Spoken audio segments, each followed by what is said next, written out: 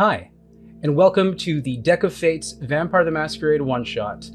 My name is Matt. I will be your storyteller tonight. With me are three players. Hello, I am Amir Hamza, also known as Dimplesndice. I'm going to be playing Elijah Williams, the Salubri, he, him, for both of us. Hi, I'm Jeremy Cobb. My pronouns are he, him, and I will be playing Robert Twain, a Nosferatu, whose pronouns are also he, him. Hello, my name is GillianFoxglove. I'm a professional cosplayer and streamer, and I will be playing Chastity tonight, whose pronouns are she, her. So, these three young, fledgling vampires find themselves in the pseudo-anarch city of Montreal, Canada. A time of just prosperity in the vampire world. No warring sects or clans. Everyone kind of is in their own corners in a seemingly very calm space. A lot of vampires, either older or younger, traveling from other cities to this new, almost like promised land, as some of them may see. You are all newly embraced within not too much time, between a couple weeks to maybe a couple months. And for one reason or the other, you find yourselves needing to understand a little bit more about this vampire world around you, whether you're being forced to, whether it is by necessity, whether feeding is becoming something that is more difficult. So what I'm going to ask you to do, players, you're going to draw your first card from the Deck of Fates. And this is a card that you're going to keep on the side, and you may use it whenever you want to help influence the narrative. Should we say what it is, or should we just keep that you get to in keep reserve? it. You get to keep it. So you get to keep it, and you reveal it, what the card is, in a moment of your choosing that happens within the narrative. And if you do collect more cards as you go, you can also sometimes combo two of them if you'd like. And we can get very weird with this. So you have those cards set to the side. Now what's going to happen in terms of how we're playing with this deck, this is my first time using this deck, especially for Vampire the Masquerade. So we're going to have some fun with it, and we're going to have it. Vampire the Masquerade is a game that uses the mechanics to help influence the narrative. They are basically hand in hand. You cannot separate them. You will be drawing a card every time you gain hunger and every time you feed. When you feed, I will be drawing a card for each of you as well, for myself. Essentially another 3 stack that I'm going to add to the stack of cards that are already here, that I've drawn before the game, that I've recorded, that you can look at the end of this recording. The three of you find yourselves in a sort of small, swanky bar. It's late. It's like a Monday night, so there's not a lot of people here. But you were here to meet a contact, a Bruja named Eliana, that is to essentially make you work so that you can get your own domain. There is some space available, and one of you, your sire pulled some strings to get you this gig, so that if you claim this domain, you get to have domain over a very specific nightclub / burlesque bar that you hold so dear to your heart. Jillian, could you please describe Chastity to all of us in this bar, what she looks like, what she's doing? Chastity is sitting at a table full of what looks like executives and other very well-dressed individuals. She has beautiful curled wavy hair that goes down most of her back, and she has these bright green eyes that just reflect light almost inhumanly, and she has this air of holy shit perfection. Like, you look at her and you're like, is that possible? Like, she's so pristine and so perfect. Not a hair is out of place. Everything fits her perfectly. I mean, when the way she moves is so graceful and classy. It just feels like everything she does just feels a little too perfect. And she wears lots of gold jewelry. She's covered in bling, and she's laughing amongst this table of people who she's never met before. As you are in a booth full of lawyers, because who else would be drinking on a Monday night, and schmoozing in a swanky bar up Saint Laurent Street in Montreal, Amir, can you describe your character and where they would be sort of in this establishment? I think you'd find Eli sitting at the bar, taking tastes of different whiskeys. Just like, oh, this one's, oh, this is gross. I don't know why I'm drinking this. But he's in a bandana, a plain t-shirt, button-up flannel over top of it, and just kind of like mumbling to himself as he's trying these different liquors. And they're like, they all kind of taste the same. I don't understand why people drink this stuff. Is this how it goes all the time? That's why I don't drink. I don't understand how people do this. As you're like being served all these different whiskeys from the bartender, who is just like getting a little miffed, it's this thing where it's like he's trying. Yeah. He. It's like when you want to choose something for someone, it's like, here is my recommendation. My self-esteem is riding on that you like this, and it's just over and over again ones you don't like. He's just getting a little like, okay, all right, and last but not least, in this space, Jeremy, can you please describe your character and where they would be in this establishment? Yes. I have a question for you. How big are the vents? I would say they are pretty big. You need a lot of heating and or AC in anywhere in Montreal, and this is a nice place. This isn't like an old rundown building by any means. So the vents are pretty big. Okay. Then we will say in a vent that is positioned relatively high up, if someone was looking very closely, they may occasionally see what looks like 4 or 5, sometimes as many as 8 tiny little talons extend between the bars of the vent. Crammed inside of the vent is Robert Twain. He is surprisingly broad-shouldered, more so than should be able to physically fit inside of this space. However, due to his Nosferatu transformation, he is able to unnaturally collapse and manipulate his skeleton, what's left of it, in ways that allow him to fit in spaces that he should not be able to fit inside of. His head is covered in black curly hair, the whole head, including his face. He has unnaturally large brown eyes that are covered at the moment by a pair of sunglasses, and in his forehead, barely visible between the curls, are an additional 3 more simple eyes that can continue to gaze out of the vent when his regular eyes are looking away. He has a mouth, although I think anyone speaking to him would realize relatively quickly his mouth does not move, or at least not much, and he does not appear to have teeth or perhaps even a tongue. He can speak, but it's unclear what mechanism inside of his chest is allowing him to do so. And currently, he is observing the goings-on of the bar while leaning down and with one tiny talon, because he has unnaturally long hands and feet that have talons at the end of each digit, he is dipping into a tiny little inkwell, which he has painstakingly transported up here, and drawing on a napkin, which he pilfered from the dumpster out back. He is drawing images of everyone in the bar, in the club, one by one.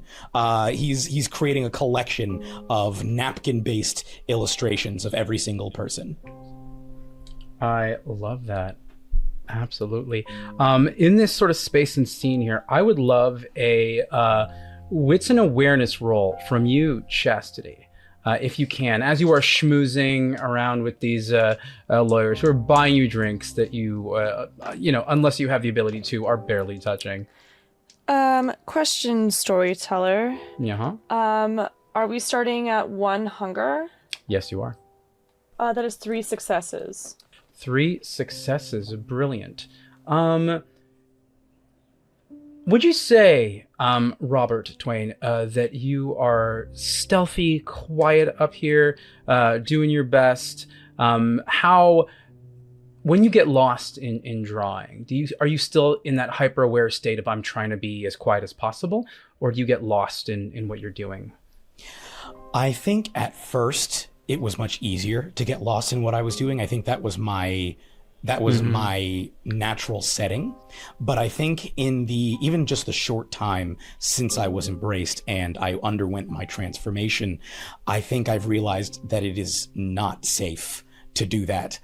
So even as I am drawing, my other 3 eyes are still peering and out at the bar and at the club in general, and I'm taking great care to be as silent as possible.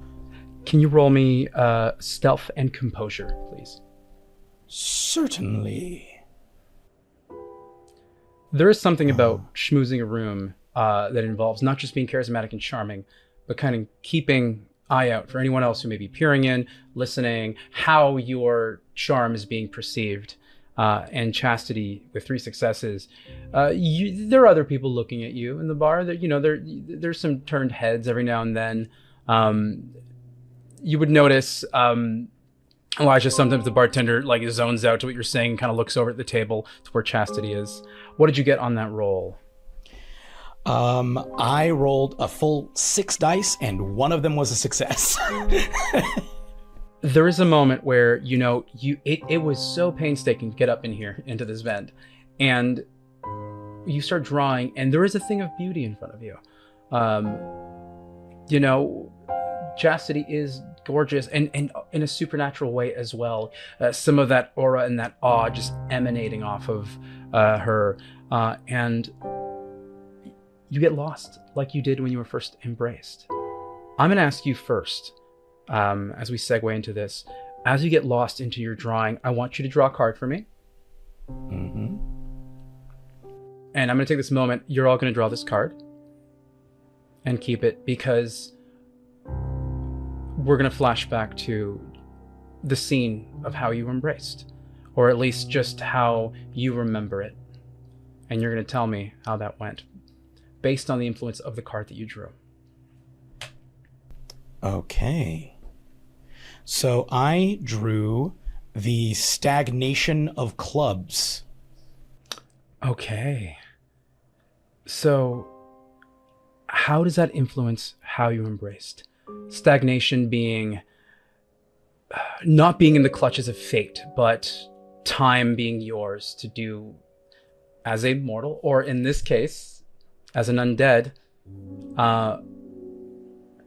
It wasn't a big stroke of fate or misfortune that embraced you.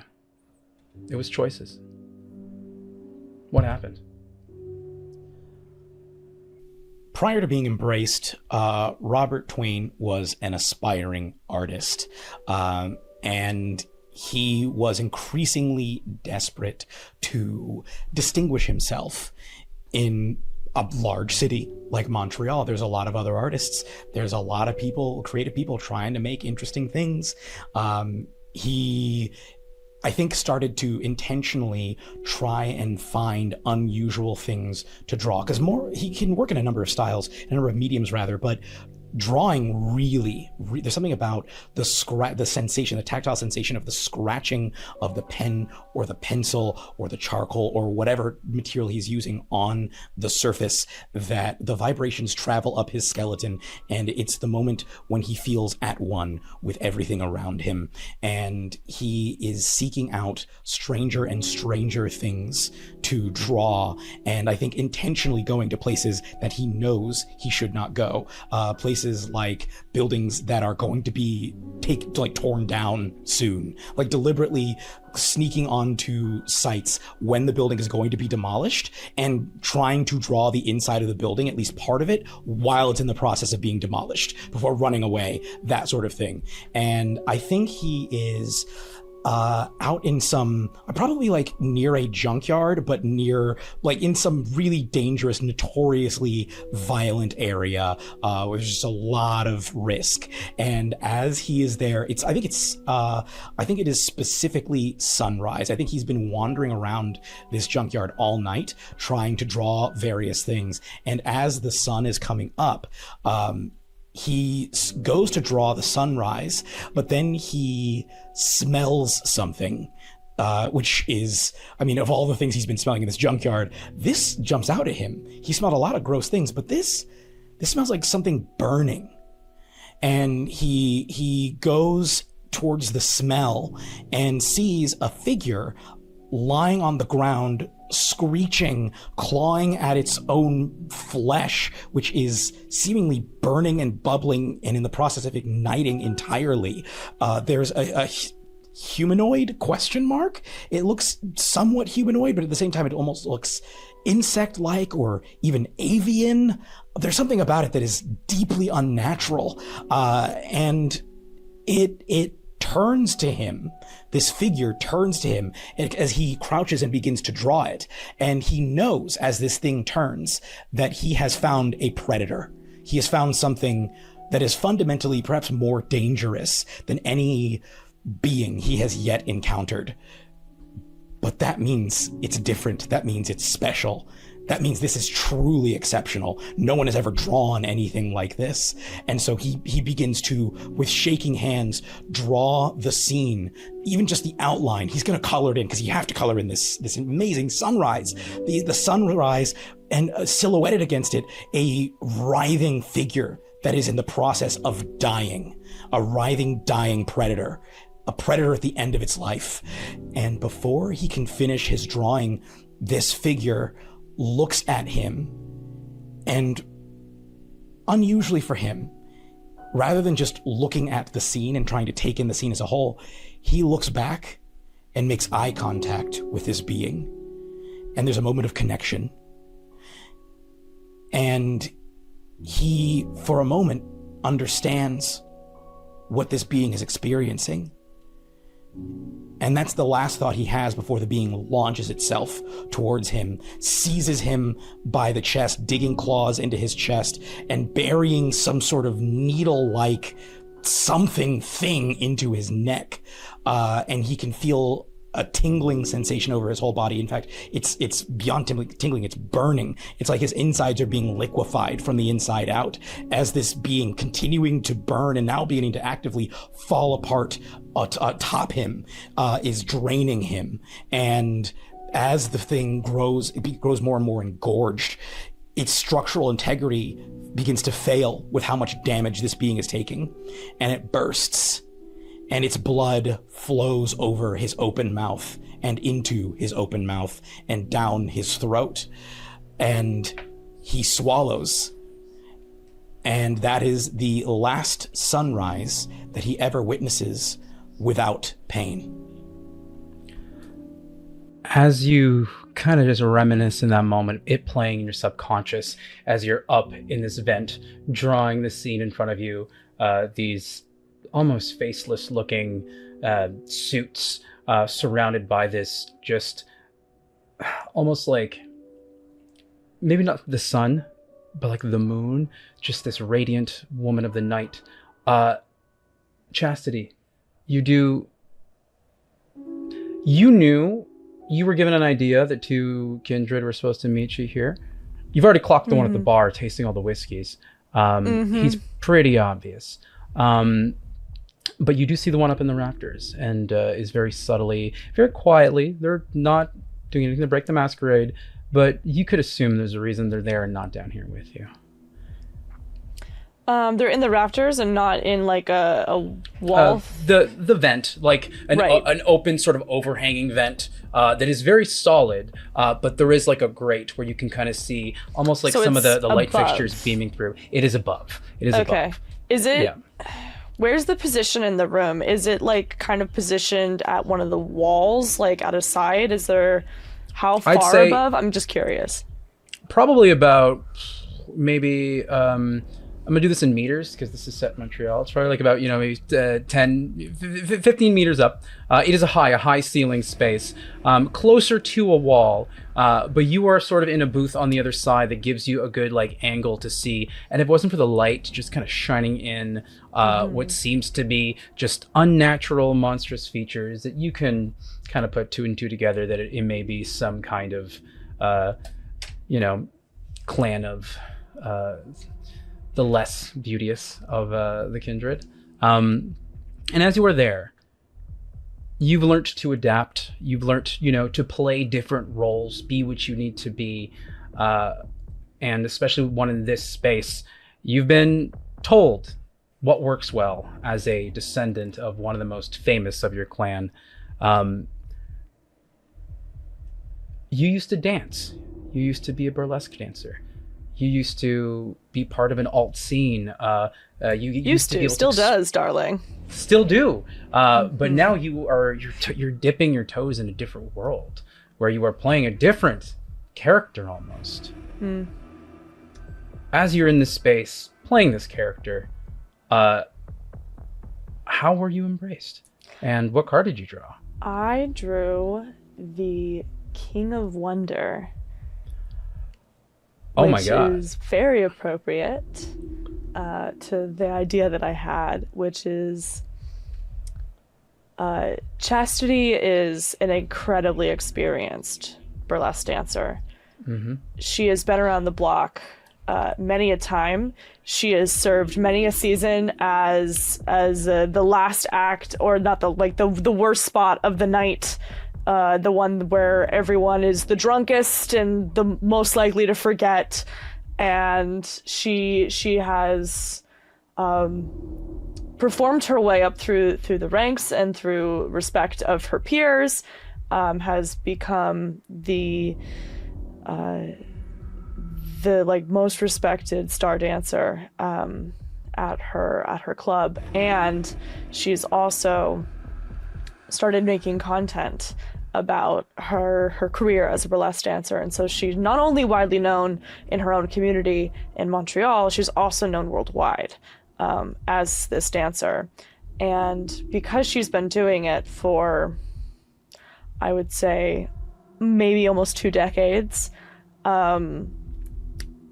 she had a patron that was very intriguing and very mysterious. And this patron kept returning and wasn't like her normal returnees, because I think she could always tell what people were looking for out of her. That became one of her best skills is understanding the service that she was providing to some of her people. And I think it was really hard for her for the first time in a very long time to really grasp what this person wanted out of her. And they kept getting closer and closer. And one night they asked her, well, how do you feel now that you're getting older and you're maybe, are you considering stepping down? Are you going to continue doing this until you can't anymore? Like, what is your plan in life? And Chastity gives a small smile and just responds with, oh, darling, I'm going to die on that stage. And they ask her this odd question. If you didn't have to lose your beauty, if you didn't have to lose your youth this currency that is running out for you. Would you do it? And she thinks about it for a moment, and she realizes, yes, depending on the cost. And this is when she enters into the agreement of becoming a kindred, and actually does it by choice as soon as she learns a little bit more about it. And I think it being kindred to her is like existing. It's just breathing. It comes to her so easily than it does to some other people, where some people have to really get used to not seeing the sun. They have to get used to the mannerisms and the behaviors and the masquerade and everything. It's already her life. Her life is secrecy. Her life is in the evening. And so I think when she gets embraced, I think it's not the end of her life, but it is just the beginning. She feels like she is right where she is supposed to be. It's so serendipitous because a lot of these cards can just kind of give a little bit of a curveball or be an additive to this. You made your character sheet before drawing this card. You just drew it. Wonder is being introduced to a force, an ally, someone that you may not have that will possibly change your life. You wrote that you were descendant of Helena. You chose that in your character sheet. You were chosen not just because you make a fitting toreador, but you were chosen for this city specifically. You're a burlesque dancer. You're in the arts. You're in the arts that touch the community, that touch queer folk, that touch people of all intersectionalities. It is not about soaring to the top. It's about performing to everybody. And as you are in this space, a figure walks in to the bar. She is wearing what seems to be sort of like a large leather jacket. Her hair is kind of slicked back, short in the back, but kind of long, and just like slicked back, a little bit messy. She has like messy eyeliner, tons of rings, and she sits down at the bar next to Elijah. And she looks at, how many glasses of whiskey are in front of you? Oh, it's probably like 6 or 7 now. Like, Eli should be wasted because he's drank all of them. He just doesn't like them. May I? Oh yeah. No, you see, she sits down and looks over, and you recognize this woman. You've heard. Oh. You've been briefed. This is Eliana, your contact. So what would as she sits down next to Elijah, if you want to interject before she says anything, you may. I was just gonna say,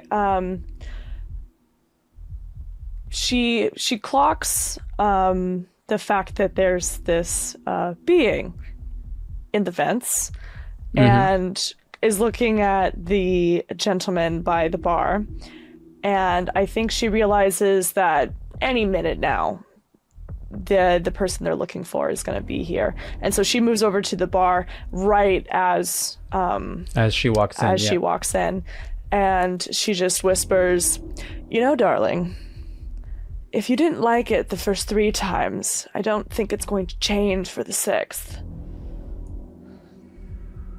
Well, my best friend, he just has been espousing how good whiskey is, and I was like, well, if one whiskey isn't good, there's different shelves for the liquors, and I thought maybe to try different levels. She reaches down. That last one was like $100 for like 2 ounces. She reaches down into her chest and pulls out a cigarette container and opens just a really pretty little silver container, and she opens it and she offers him a cigarette, but these cigarettes are red. The thing inside them is red. Try one of these. You'll like it a lot more, I guarantee. Okay, sure. Is this a smoking establishment? Not in here, No. but soon. You must be Chastity, right? Yes. Eliana, nice to meet you. And she shakes your hand. She's a firm grip. Enchanté. Enchanté. You must be Elijah? Yeah, that's me. Brilliant. You know that, she kind of looks around. We don't really get to taste this stuff, you know? Oh, what stuff?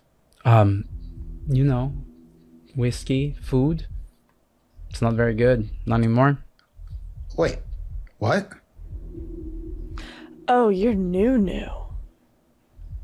How? She turns to you. How old are you, Chastity? And you know what I mean. You know what I mean. Oh, 6 months, 2 days, and 4 hours, I believe. Baby. Okay. And you? Are you asking how long since I've had superpowers? She just her instinct is to smash her head against this bar, and she just sighs. Yes. How long since you had superpowers? A month. It's been great. Great. Do you know who gave you these superpowers? It's kind of confusing because he had a bunch of different names, so I'm pretty sure none of them was actually his name, but it was this homeless guy, and he had he was weird.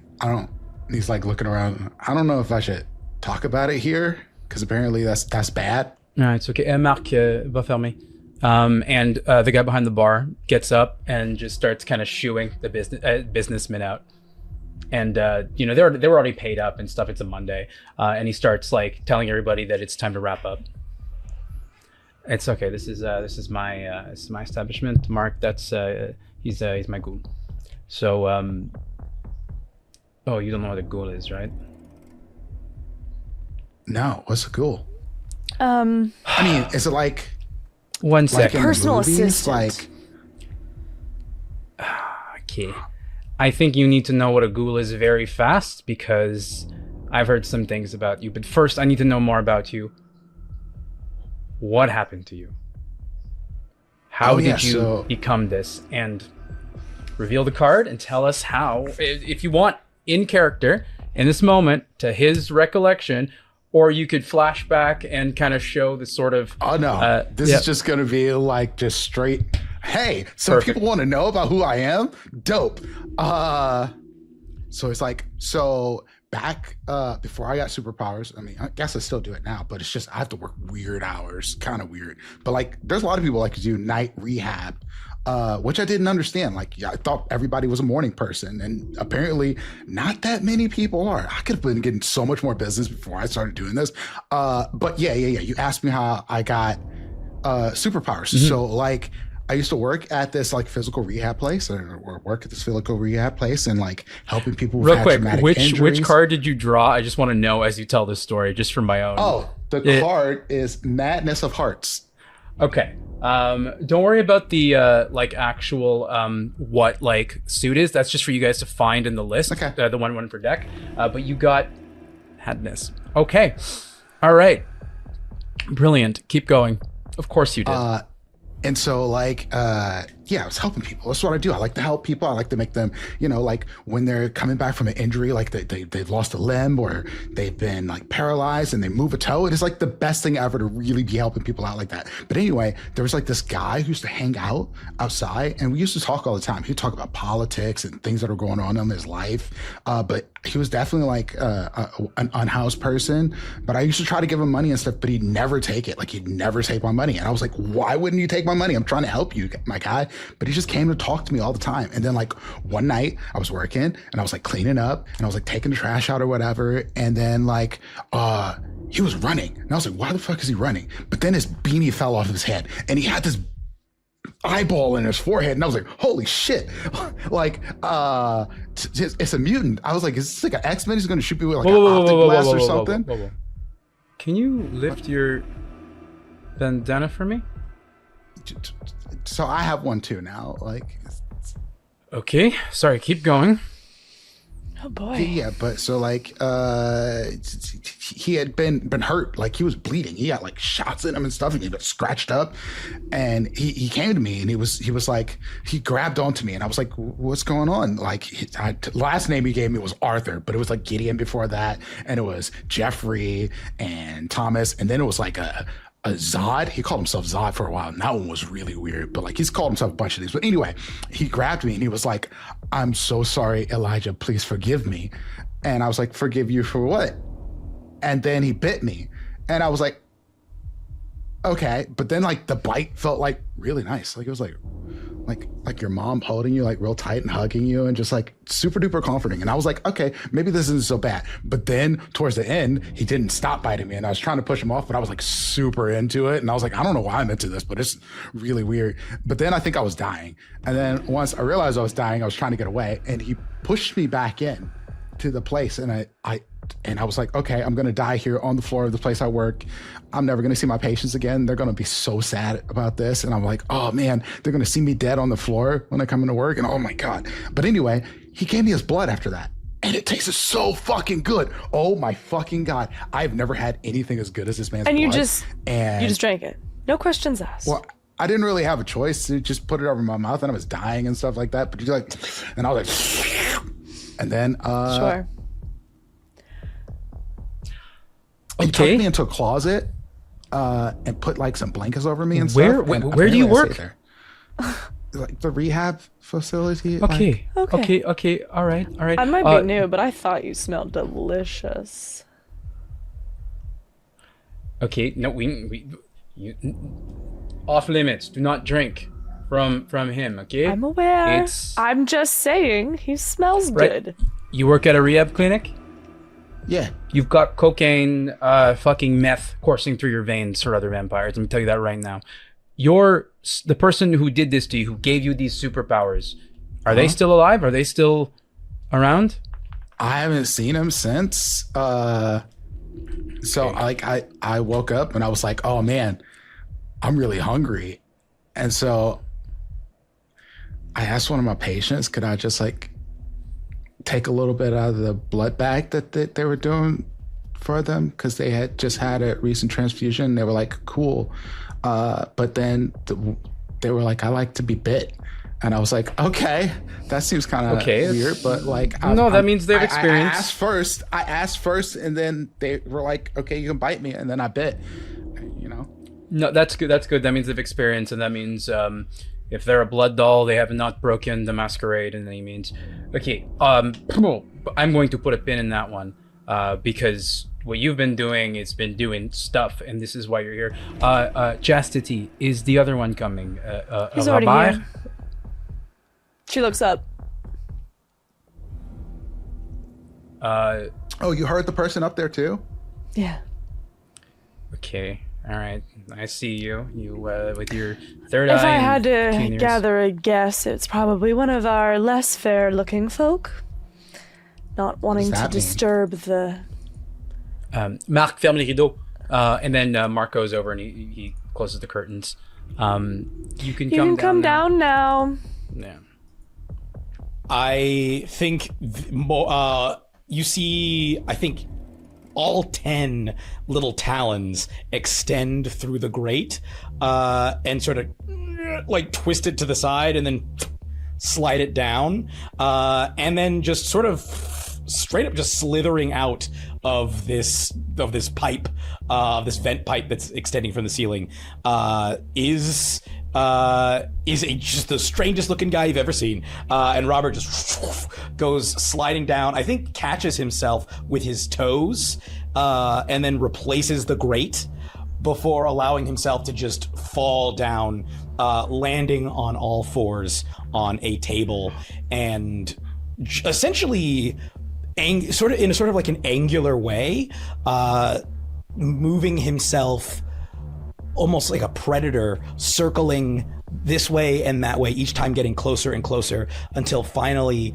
climbing up on top of the bar and perching there, just looking at all of you, And I guess there's a brief pause before you see the mouth open slightly, and from inside you hear, "Hello."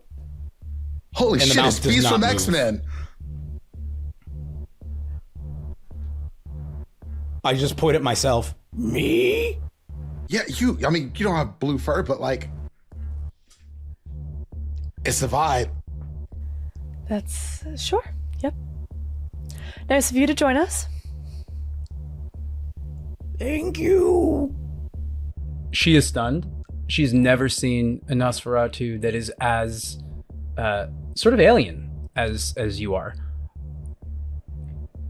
You're a Nosferatu. Yes, I hide. I hide and I hunt and I draw. Okay. Your name is Robert, yes? Yes, Robert Twain. Okay, Robert, do you have any ability to go invisible or any of this? No, I sneak. I stalk. Okay. I hunt. Okay. All right. Okay. You're just... It's probably... You know that you're noticeable from mortals, right? Like you're... You know... I rolled a composure check for them, and I crit on it, and decided now's a good time to, now's a good time to draw another card. So I add another card to my stack here. And it's going to influence what she's about to say as I drew the Strife card. Here's the thing. There is, I need you guys to do something. I'm going to send you to a possible contact. If you have your own contacts, you can deal with this. But essentially, in this sort of area, there has been a lot of sort of community gatherings of a group that call themselves vampires, but they are mortals. Now, normally... Wait, vampires exist? Yes, they do. What kind of vampires do they think they are? The Twilight kind, the TV show kind? Like what kind A of... little bit of everything. This is not a LARP. This is literally people thinking that they're vampires. A lot of them are spending money getting plastic surgery. They're posting about it online. Another of the Nosferatu contacts that I know, she has been kind of feeding this information to me. This is kind of in my domain. Now I asked the count of the area to give you some domain because there's an area kind of up north here. I believe I was told, and a favor was cashed in, that there is a club, Blanche Fatale Burlesque, that area is currently unclaimed, and that you, Chastity, wanted it. So if you can deal with this, and also deal with, and points to the other two, these two, the domain is yours and theirs as well. So they can have a spot where they can feed. I'm going to leave that to you, Chastity, to explain all that stuff to Elijah here. And Oh, great. Robert, you too. You seem to have a good gist of what is going on. Otherwise, you would probably not be unalive anymore. Now, these vampires, quote unquote, they get plastic surgery done. They drink blood. For a while we thought it was a good thing. It just, people being crazy makes us walking around seem like even more nonsensical. But one of them has been found apparently drained. And it's something that we had the body taken away from investigation so that it doesn't trace back to us and it doesn't become a masquerade breach. So we'd like to figure out what is going on with these vampire people, and maybe put an end to it. It might be nice. All right. I think I can do that. Then, if that's all we need from you, I think, sorry, dear, what did you say your name was? She'll refer to the Nosferatu. Robert. Robert. Right. But you can call me Beast. And he sort of shoots a look over at Elijah and sort of can't really smile. Just sort of. No. Sure. Yep. We have some explaining to do. For dear Eli. Should I leave you? Do you have any more questions? Yes. You said we can turn invisible? Some of your kind can, yeah. It's something that you may be able to develop over time. I tried the night after I finished this. I tried to go out. I tried to meet my old friends. They fled. Men came with guns. I have been hiding ever since. There is a decent amount of humans that organize. Luckily here we don't have to deal with the same thing that places in the US have to deal with, but some people take it seriously. Some people have access online, they hide themselves well, and there are hunters out there, and they are armed. You may have superpowers, but you can still die, especially if you're not prepared. Welcome. The bullets, they hurt. You've been shot? More times than I wish. I've healed bullet wounds. Well, if any of you know anyone who can turn invisible, please let me know. I would like to walk among people again. Look, this is why we organize, okay? We're stronger in numbers, we can take care of each other, we can educate each other, okay? So, at least the two of you, I guess you've already been dipping your toes in, Chastity. Welcome to the night. Bienvenue à la nuit, okay? It is scary, but it's less scary together, okay? This is a good place. You seem to think that she truly believes that. There is a glimmer of hope. Chastity, you've been warned of what it is to be Anarch, what it is to be Camarilla from your sire. Your sire does whatever they do. They're their own independent thing, and they want you to be whatever they want you to shine wherever you are going to shine. There is hope in the city, harmony, relationships between different kindred. It is a moment of not just stagnation, but it is a moment of growth. There's a surplus in terms of space and organization for people for now. But that never lasts. So, new coterie. Would you like to stay here? Would you like to move to another location? If this is private for now, I think Chastity wouldn't get up to move. She's going to, Eliana's gonna be like, all right, Mark's gonna be in the back. He will lock up whenever you're done. One more question. What you seem to know French? I never learned it. Yeah. What does la réparateur mean? Le réparateur? Yeah. The fixer. Oh, that makes so much sense now.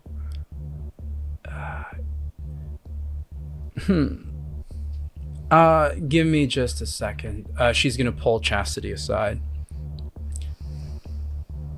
This is an interesting task for one of your clan. You're used to, you've been taught how to schmooze. I'm not gonna, blah, blah. You know what you're doing. You have two bright eyes right there. One that is of Clan Salubri. I don't know how much you've heard of this. A bit. There's a decent amount in Montreal. They smell really good. Yes, you're not going to drink that at all. Also, if anyone seems like they're on his tail, it's good to let someone know. Okay? Okay. This domain the Count is very fond of a Salubri. That kind of acts as the voice of the people here. And so at some point she might want to meet him. But I do suggest, for his own sanity, that you show him the ropes the best he can. Right. Best you can. The fixer? What does that mean? I don't really know, but all I know is their blood tends to be a little antithetic to what we do. They tend to be kinder, a little less selfish. And I think they're more able to, you know how we can, feed our blood to mortals and they heal? Mm-hmm. I think they're able to do that to other kindred. That's the only thing I know. I've heard of battle stories where we get patched up, but Interesting. yeah. Okay, well, I have a phenomenally large task ahead of me to try to keep us all from embracing our final death. So, Last thing, yes. there have been more and more sightings of ghouls that don't know who ghouled them. They are not necessarily, you know how a ghoul gets briefed? Just mortals walking around using kindred powers. From my intelligence, one of these vampires has been sort of flaunting that around, and it's been gaining some not so great social media presence, if you know what I mean. Okay? So if you can find out what is going on there, Buddy over there said I can heal people. Okay, if he's accidentally ghouling some unhoused folks and they're able to survive a bit more, as long as they're not going around breaking the masquerade, but still he needs to be educated so he can do that, keep people safe if that's what he wants. Sure. Okay. Well, I have a lot of explaining to do, if you allow me. Yeah, no, I'm gonna go find somebody who has had a drink and I'm gonna drink from them because now I need a drink. And she leaves. And with that, Chastity will turn around. Okay, darlings, we have a lot of work to do, starting with getting you caught up on the things that your sire should have told you. Eli, the vampires that we mentioned, you're one of them. They're called kindred. That's what you are, darling. I don't have enough I'm not time a to get... superhero? No, you're not a superhero. You're a monster. Oh, that's just mean. It's just what it is. That's why the sun hurts. I mean, it only hurts. Well, it does hurt. It hurts. It hurts. It's because we're creatures of the night now, darling, and it's okay. No, look. You, have very...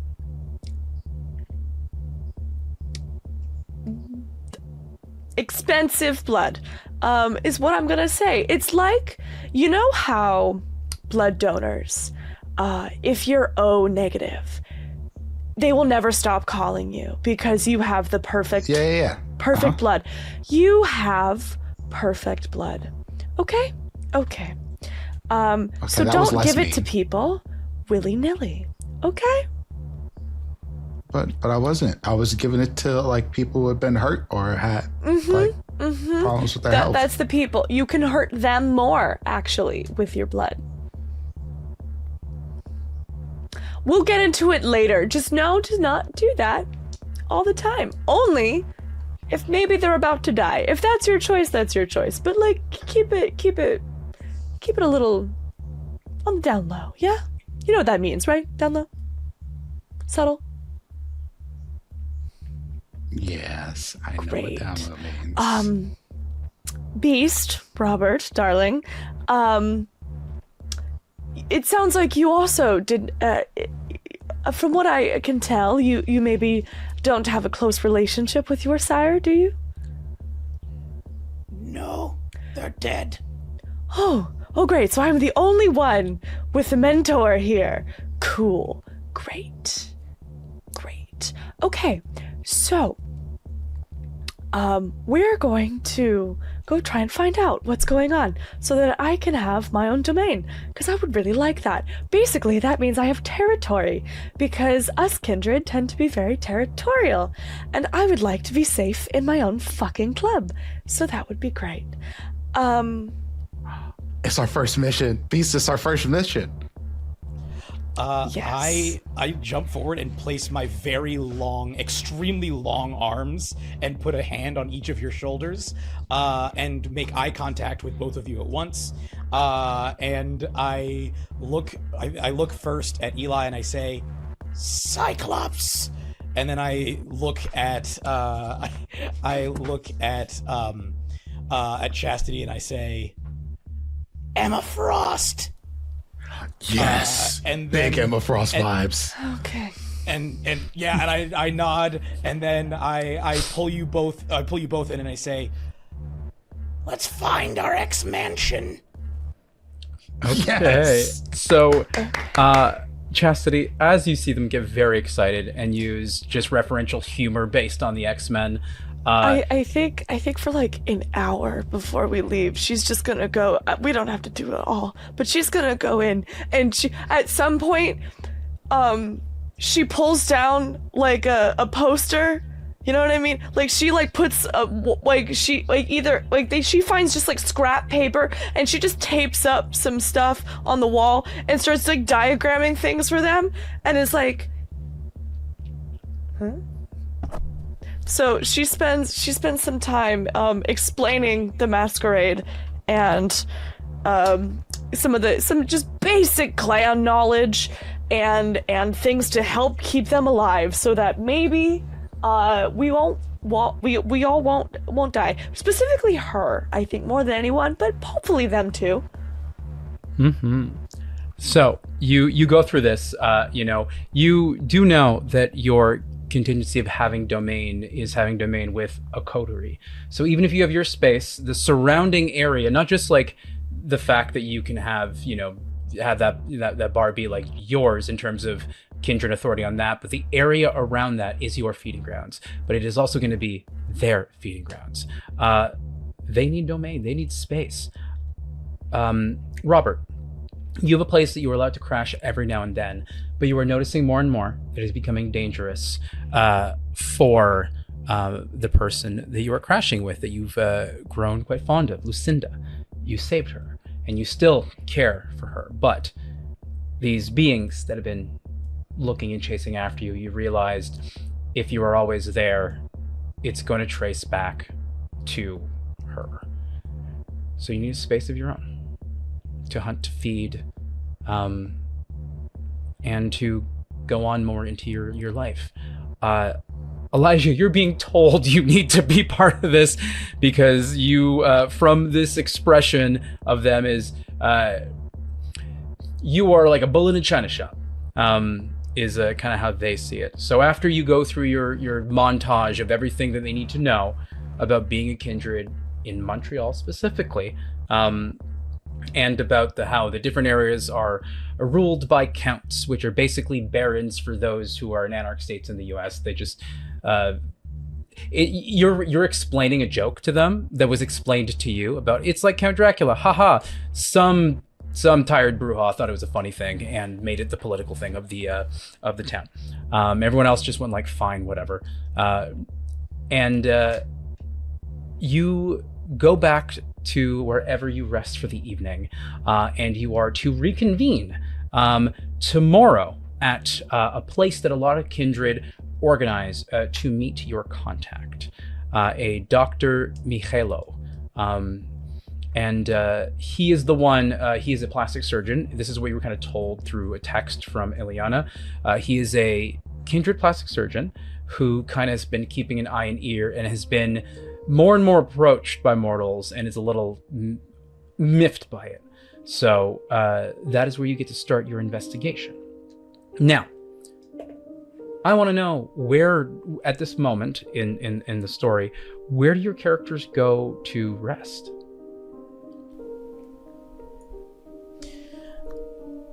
I think I go to rest normally with Lucinda.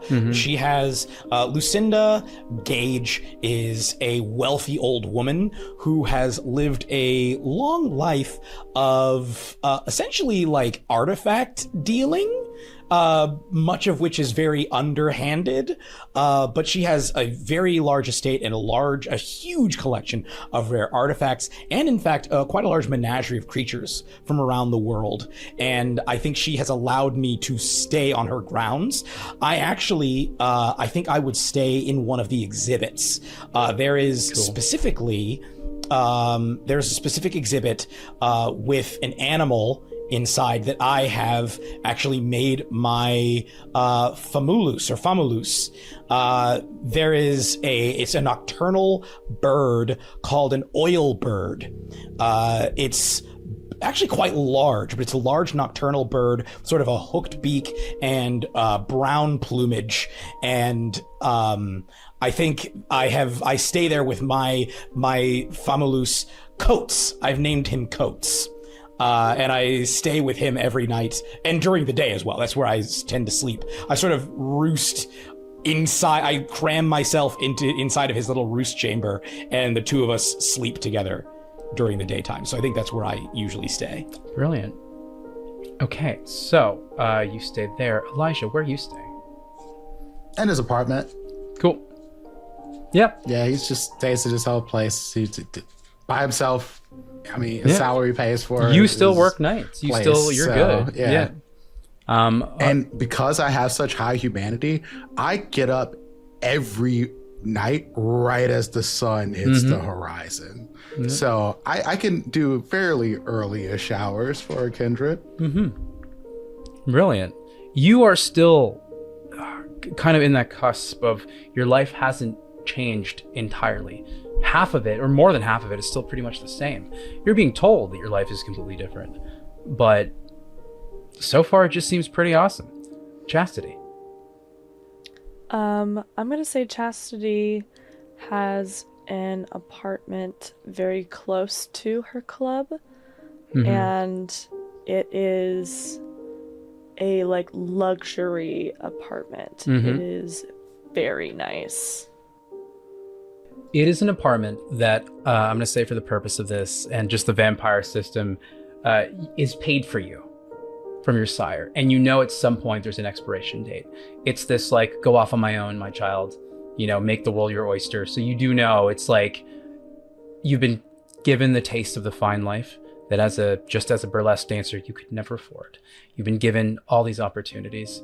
If anyone is an artist, they know that when given an opportunity, you will do anything for it to get more, to prove that you can do it. And you all rest for the daytime. And you awaken. I would love a rouse check from everyone. Please and thank you.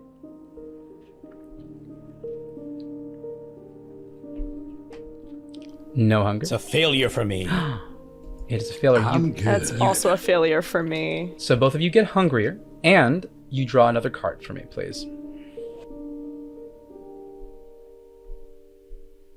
I am going to draw another card to add to the stack, as it is a new day in this game, in this story. Oh no. Oh All no. right. All right. Oh no. Cool.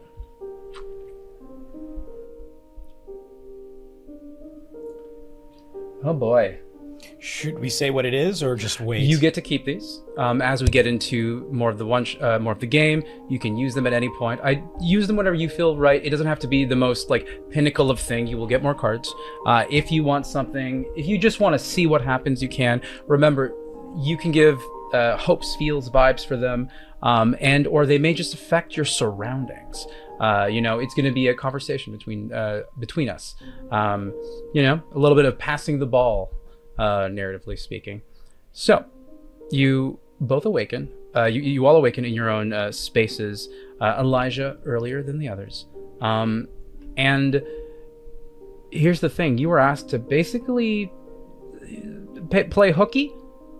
The night before was your night off, but now you're not working. So you're basically asked to play hooky, find a reason that you can't come in, call in a favor, something. But you are to do these shenanigans, lest it be, an issue. And so you are all told to meet at the Catacombs. It is a bar on St. Laurent, near sort of St. Catherine-ish. It is a place you've all heard of, or at least, Robert, you've heard of before this, a place that kindred gather. And you find your way through being sneaky and moving. You've also, are you savvy online at all, Robert? Are you technologically inclined? I think just basic Got you. technological skills.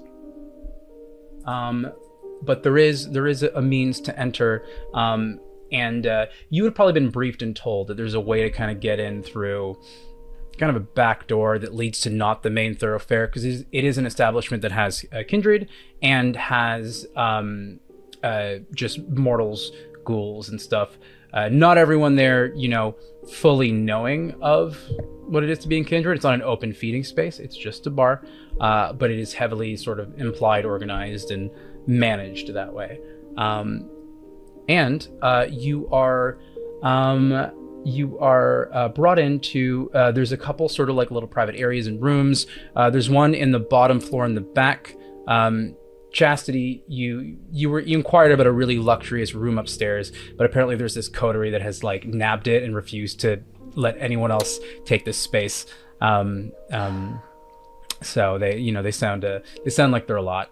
But you are brought to this little sort of back room area. Selfish. It's not pretty. It's almost like a storage area, and you manage to kind of chill there, the three of you. And in walks in an individual, almost like a Dr. Robotnik-looking motherfucker. He's bald. He has these like round glasses that are very thick and almost like hazy.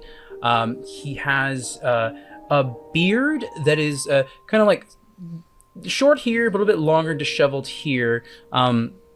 His ears are almost like pointy, like elf-like, and he wears a big lab coat.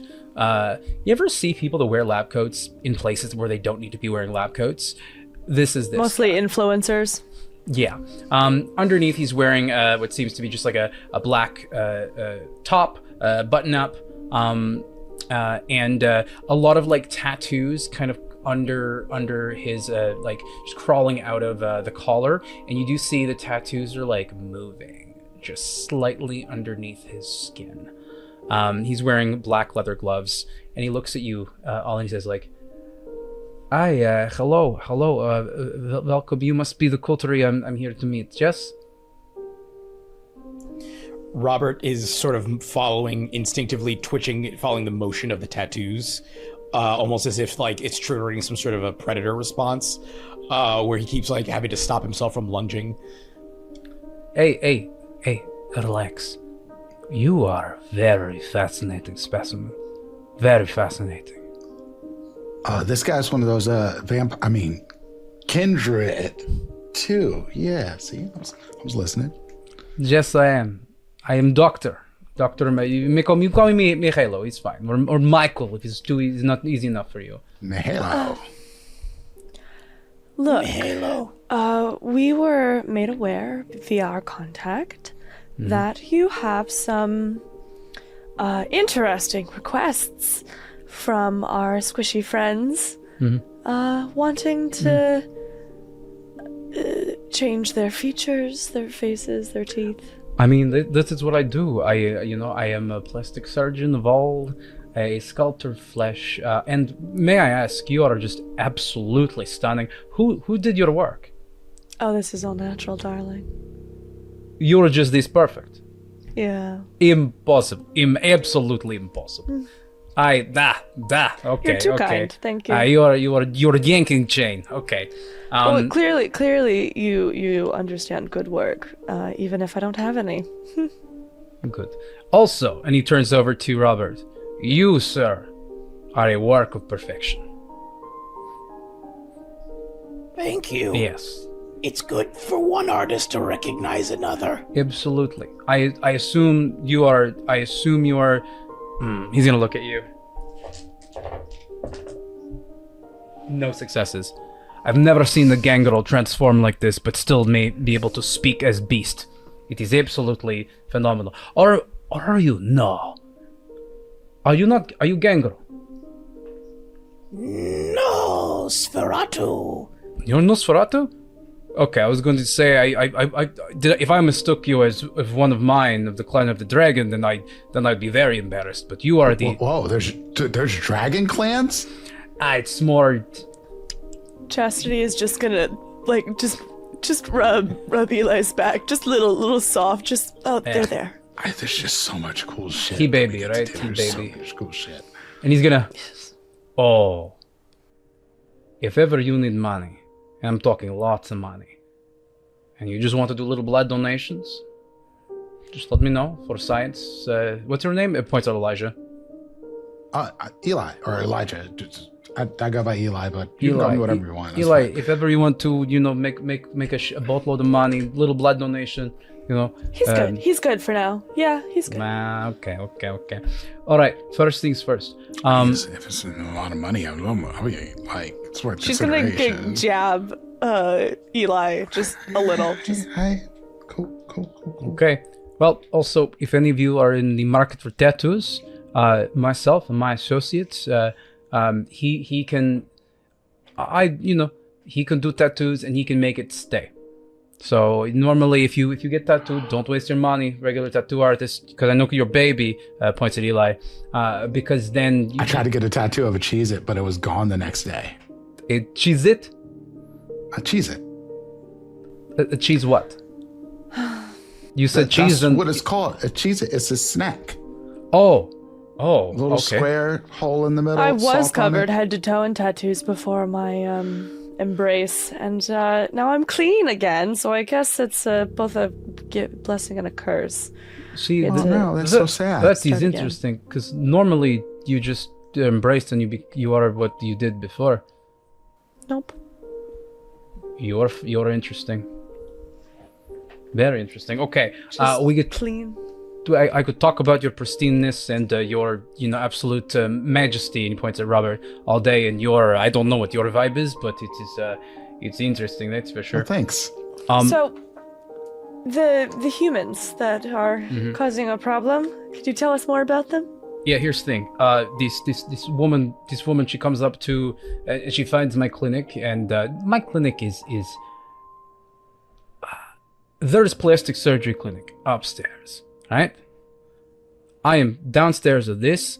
It's to share equipment, the building wattage, the company for when I order things in. It's all good. That plastic surgeon, we're tight, okay? He's I pay him lots of money. Kind of my front. Now, she come ask for vampire stuff, and he says, not what I do here. Go away. And then she asks, say my name. Should not be saying my name. So that's a little fucked up. She said some guy named Larry said that this is where I find Dr. Michaelo. Here's the thing. I don't fucking know anybody named Larry and why they would try to find me. I don't know. If the only kindred I know named Larry would not do type thing. And plus, if I call him Larry, he'd kick my ass because his name is Lawrence. Anyway, I digress. Okay. And did you have her fill out any medical forms about her name, location, address? Yes, I did. But here's the thing. I asked her questions. I even, I wiped a bit of the memory of, her seeing my face, because my face a little bit freaky. But she found dead. She found dead 2 days later. So she's dead now. Mm-hmm. Did she pay you first? Oh, I didn't do work on her. I don't do work on mortals. You kidding me? Why not? Okay. Wait, what was her name? Was she the drained one? She was. Yes, she was the one that was found drained. One? Oh yeah. Okay. Got it. Her name was. And what was her name? Olivia was her name. Olivia. It is all I know. Now, I asked around. There's a place that they tend to gather. It is the basement of a shitty sort of bar place that they rent out. every Tuesday night, which is tonight, and it's like a closed club type of meeting thing. So if you want to find out more information, you can go talk to them. Okay. Any other questions before we go? My friends. I think Robert just leans over to Eli and whispers, sort of inclining his head towards Dr. Mihailo. He says, Mr. Sinister. Oh shit, yes. I'm yes, sorry, what? Absolutely. Don't worry about it. Don't worry about it. It's fine. Thank you so much for your help. We'll be on our way now. Yep, no problem. And when we're a distance away, she's going to pull out her phone, and she's going to try and track down the content that was mentioned. Okay. She'll use location as Montreal, like, since it's, location based for a lot of these things. And she'll like search by tags. She will, try and find this strange content to see if she can get any more information before they go anywhere else. So you look up, and this is a perfect moment for me to use and reveal two of the cards that I drew. Once earlier and once for the day. Strife and Ruin. Strife is pain. You go through what seems to be, and you take your time and you do some research and you try lining things up, and you find a lot of these communities, these alt communities, these communities that find themselves in places where they're easy to prey on, whether it be a cult, whether it be something that is emotional, stems from pain, stems from a collective pain. This strife, this pain being loneliness, feeling misunderstood, feeling like no one knows who you are, feeling like you don't have your people. And there's a lot of that sort of chatter in some of the, like, you go through short form content, seeing a little bit of that, and seeing how people engross themselves into these worlds that are not true. And not in a way where they're aware that it's not true, but they bleed into it. Choice of words on purpose. Now, ruin. Time erodes everything. Whether it be a masquerade that is parallel to people thinking whatever they need to think about vampires, that media stuff being out there, kind of making the thought of real vampires less legitimate. But you do find a video, because time erodes all. And you find the video not on a current social media thing, but on a forum. That it's, hey, this was deleted. It's, I don't know why it keeps getting banned. But the video that you see is specifically, just give me a moment. You see a video of someone, essentially, they have a camera faced on them. There's someone behind the camera, and they're like, all right, so I can do this really cool thing. And you see this like Chris Angel looking motherfucker, very tight leather jeans that are like a little bit too low, just like very, very much too low, wearing a leather sort of vest with nothing underneath, some tattoos, a little bit like they're probably in their like early 40s and dressing like they did when they were in the mid 20s, trying to hang on to said youth. And you see he's like, all right, we're gonna do a thing. I can hear and smell anything from anywhere. And some people think it's like, oh, the video's curated, it's fake. But then a sound happens from further away, and you cut to like basically a camera looking at the scene from over there, and like whispering things to the camera. And then it cuts back to the other one, where essentially he's proving that he has supernatural hearing and smell. It is this thing that is showing Chastity a mortal using heightened senses. Possibly one of these ghouls that don't know they're ghoul, or maybe they do, but kind of using this. There's another video that was taken down of another mortal, this one, able to kind of punch a brick wall and it shatters. In a way that, like, their physicality, even if they were like a power lifter, that should be impossible. But they're showing kind of like a superhuman strength. That one was also taken down. And they're being posted into these forums. She's going to replay the videos and pay very close attention to the surroundings and see if she can recognize or get any hints towards like a location for these videos. One of the first video, the hearing one, that was just filmed out at like just out on the streets, right? Because it was like a close sort of thing. You know, some people in the comments are going like, yeah, so you cut and edited this, whatever. They're not very good at social media. You know, they didn't capture the thing, you know, but the other one, it looked like it was in a dimly lit, almost like a basement of a warehouse type thing, maybe a bar establishment or something. It's really hard to tell. Okay. The Chris Angel looking motherfucker, you know, easy to kind of identify. The other video of the person like punching the wall and busting it, it was dark. It was hard to get more than just a silhouette. Yeah. She's going to show the videos to Eli and Robert. Mm-hmm. And we should probably be on the lookout for individuals with powers they shouldn't have. And specifically this Chris Angel type. He seems like someone to, I don't know, look out for. Does that person look familiar to me? Like, is this somebody that I've fed my blood to? Not the Chris Angel looking motherfucker. Okay. Because Eli would be like, oh, yeah, I can do that. Like, it's a thing. Like, yeah, I can. It's really weird sometimes. Like, you can hear and smell things from so far away. Like, someone was like, you could hear a mouse fart. And I was like, oh, yeah, that's actually a thing. Mm-hmm. Mice fart. Did you know that? Uh-huh. Everything farts. Okay. Storyteller, Mm-hmm.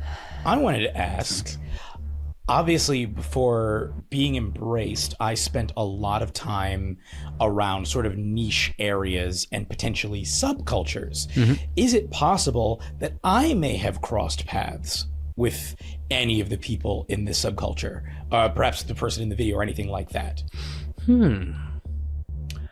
Very possible. Do you have a card you want to use here? Because I'm happy just to say yes and go with that. But if there's something that you think you're like, how about this? Because then we can write some story together. Card. Yeah. I do have a card. I have Harmony.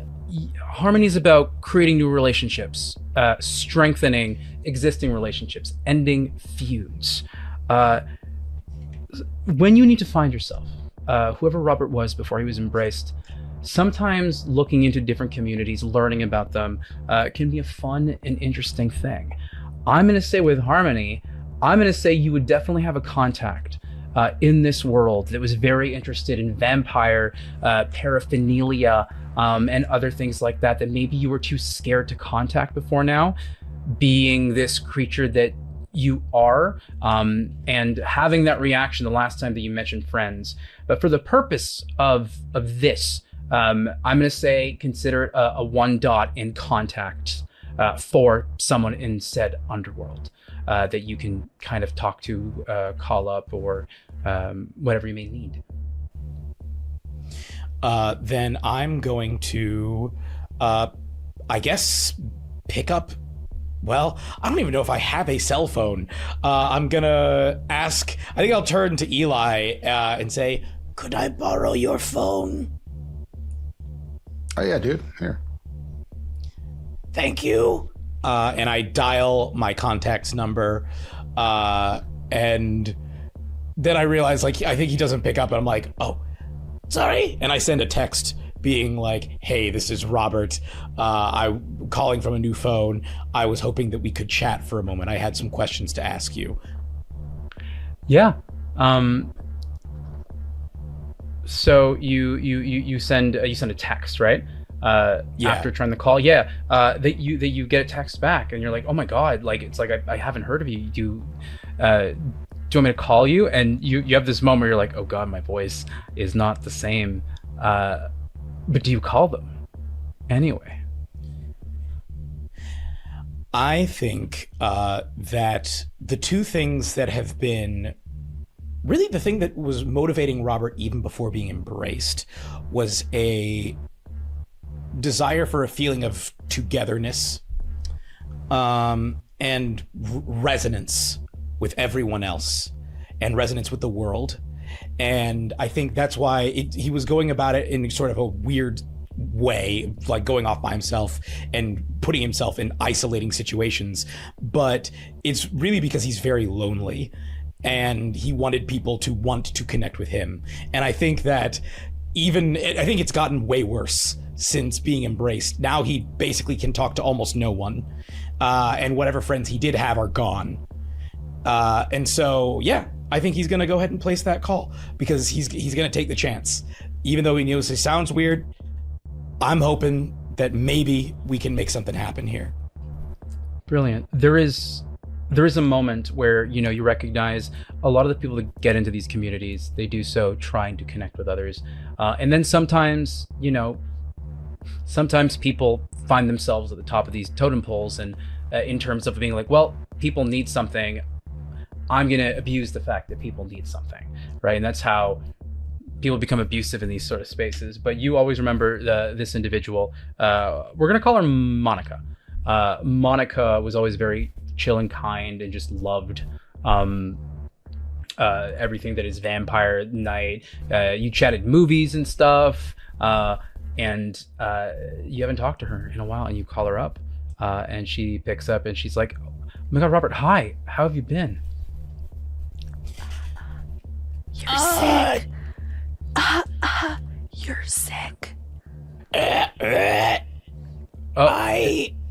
I've been sick. Oh my God, it sounds like it's strep throat. Are you okay? Yes, I had. And I'm gonna try and remember what I sounded like before, because the organ that I speak out of now is not really, this is sort of behind, because Robert doesn't know this, but the organ that I speak with is not a larynx, it is a syrinx, like what birds have. And similar to species of birds that can imitate, I'm maybe not good at it, but I can try and imitate my old voice. Can you give me, let's do manipulation, because you are trying to manipulate something.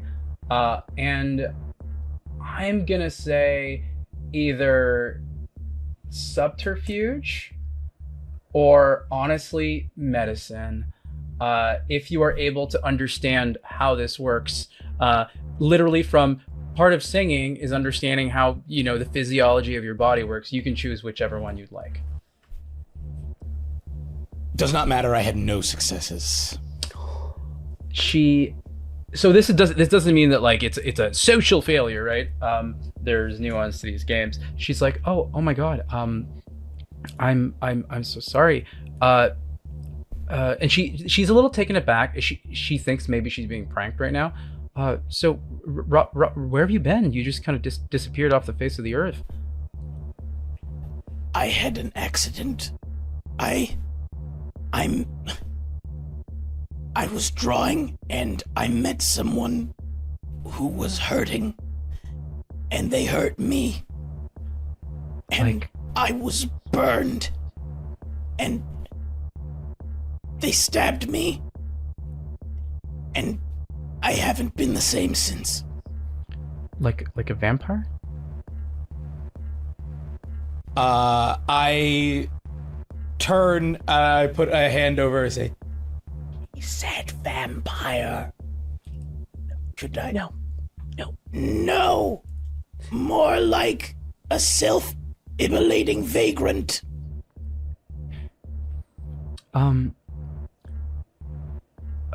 Okay, well, I would just Do you know vampires? I mean, yeah. Yes. For the longest time, it's like, I knew I was kind of lying to myself about being a vampire, wanting to be a vampire, when I got my fangs put in. But Dr. Mihailo? Did Dr. Mihailo give you your fangs? What? No, I went to a dentist. But a few of the people in the group have gone missing. And I'm a little worried. Larry's been upset. Larry has powers. It's really cool. He thinks eventually we can all get those powers. How did Larry get powers? I don't know. He just said his vampire powers came in. Rick also seems to have powers as well. The name Rick, Elijah, that rings a bell. That's someone who's been in and out of rehab. That's someone who, he was the one that said, "Can you bite?"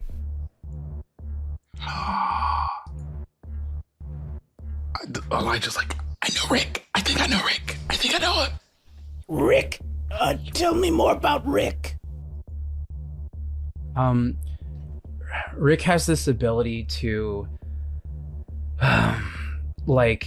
just hear things really, really well. It's kind of wild. Like he can hear conversations upstairs, and it's pretty soundproof. And so, if ever there are cops and stuff coming in, he knows to let us know. Where are they? Where do you meet? Oh, and she says the location. This is the space you're supposed to check out. I'm gonna be there in an hour. If you want to join, it'd be lovely to see you. I can get some cough drops along the way if you. It won't make a difference. The damage is done. Okay. Listen, I met some friends. Would it be okay if I brought guests? Do they also want to be vampires? Yes. Sure. Yes. That sounds great. Absolutely. Okay. Thank you, Monica. I appreciate it. And Monica, thank you. I missed you. Oh, I missed you too, buddy. I hope you're okay. I'll be on the lookout for a throat specialist or something. You know? Maybe when my vampire powers come in, I'll heal myself. Yeah, maybe. I'm hoping I get something really cool. Okay, see you in an hour. And I just hang up. Okay. And I turn to the other two and sort of shrug. Okay, only small problem. Darling, how are you going to go to the meeting? Because you don't look human, and you don't even... We could not fake it. Your limbs are as long as my entire body. And I you kind of don't have a visible mouth. I've been trying to figure that out, but I didn't want to be rude. I've seen this in a movie. League of Extraordinary Gentlemen. Invisible Man. Look, Bandages. Wheelchair. I think you're onto something. You know what? I think you're onto something. Fine. Let's do it. Fine. Let's try. We might as well. I look at you, I think with all 5 eyes for a moment. I lower my sunglasses and look at you with all 5 eyes, and you can even see the glint of my other 3 eyes. And I say, believe me, no one will be looking at me with you there. And one of the eyes winks. Well, thank you, darling. Let's go get an entire drugstore's worth of bandages. So, for the purpose of time for this, you get a bunch of bandages. You start organizing yourself to bandage that all up. As you are kind of leaving the place to get bandages, I assume you went in, Chastity, and somewhere hidden was our good pal Robert here. I would like a wits and awareness from any of you who wish to make one. Please and thank you. Sure. Where are we when making this check? You'd be like just kind of hanging out in an alley behind a Pharmaprix, which is the CVS of Quebec, essentially. As Chastity comes out with just like all of their bandages, gauze, whatever. Yeah, all of it, literally all of it. I will add some heightened senses to this as well. Hey. Just to make sure I'm listening for things. 3 successes. 4 successes for Mr. Twain. Successes for Mr. Twain. Let's see, you said awareness. Right. Question for Robert. Your legs, are they just really long, or are they like digitigrade? They're just really long, thankfully. Oh, okay, cool. Great. Amir, what did you get on your wits and awareness? 4 successes. So brilliant across the board. I'm gonna say we're a aware group of people. Yeah, no. You first. You catch it, Chastity, but you notice that your coterie mates. You're gonna walk in with the gauzes and stuff, and your coterie mates' attention's kind of like to outside the alleyway across the street, a ways away, an unmarked black van, and it's just kind of there, and it isn't until a little bit of a flash of a street lamp, and then another car passing the other direction that shines light in what seems to be someone peering in through with binoculars, and with your heightened senses on those 4 successes, you start honing into things they're saying, and it's this interesting thing that you don't notice at first, Elijah, because you don't have this like everything in the world's everything in the world's out to get me. You noticed it first, Robert, because you know that there have been people trying to chase you down, and so you come into the awareness a little bit later, but you then hone in with your heightened senses and you start hearing a little bit of an exchange of words, and you hear, I can't see in the darkness with this, but I'm pretty sure that's the monster hanging with that guy with the very fluorescent shirt and bandana. Yeah, I think that might be him. Do you think the other one's a monster as well? No, I don't think any bloodsucker would dress like that. And you kind of hear that, and then you hear, wait a second, they're both lingering. Who is that smoking? Oh shit, she's looking at us too. Let's go. And they just slowly start driving away. And they go to like take full speed slowly. They're not like skidding, but they're just like, ooh, and they're gone. With my heightened senses, can I get a license plate? Yes, you can. You clock that as you kind of you just mosey down to the street. You're like on the side, but you're able to be, as they start moving, like, oh, can I go down? And then you just clock into the license plate. And as you do, and as you organize your subterfuge outfit and start making your way towards this establishment, we're going to take a break.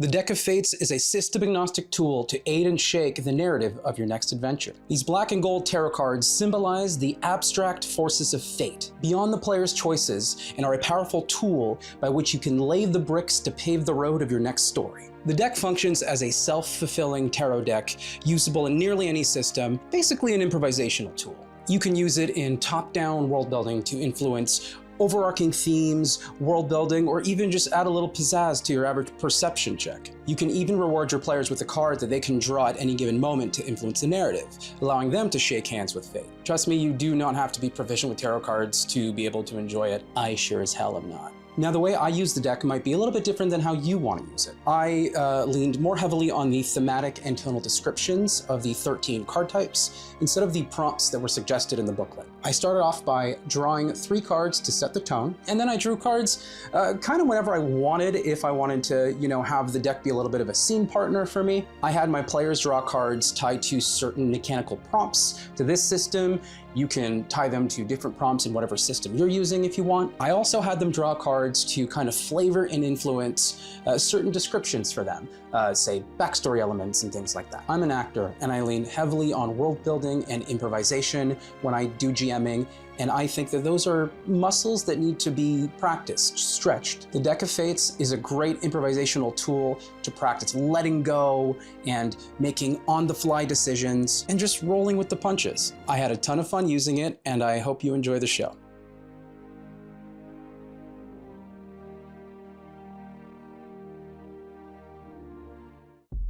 All right, we are back in our newly formed coterie, the coterie of many eyes, is what I'm calling you guys in my headcanon.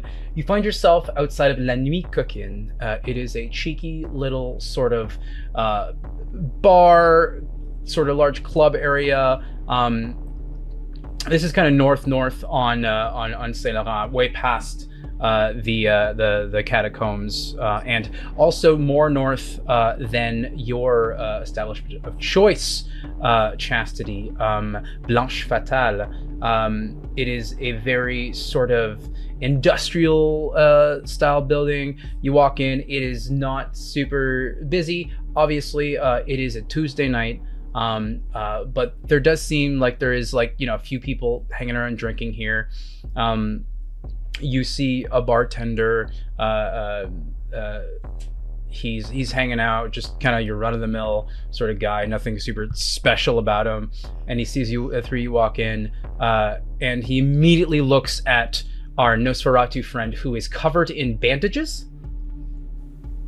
Chastity is going to just move forward. Mm-hmm. We're just gonna try and... Hi. Hello. Hi. What? Is this... Oh, don't worry about it, dude. Like he's going through therapy right now, and we just brought him out, because he needs to get some exposure to the world. Still, burn victim. Please be respectful. Burn victim. Okay. I thought you were playing a prank on the people who meet downstairs. I know they're a little weird, but you know. No, we're here for that meeting.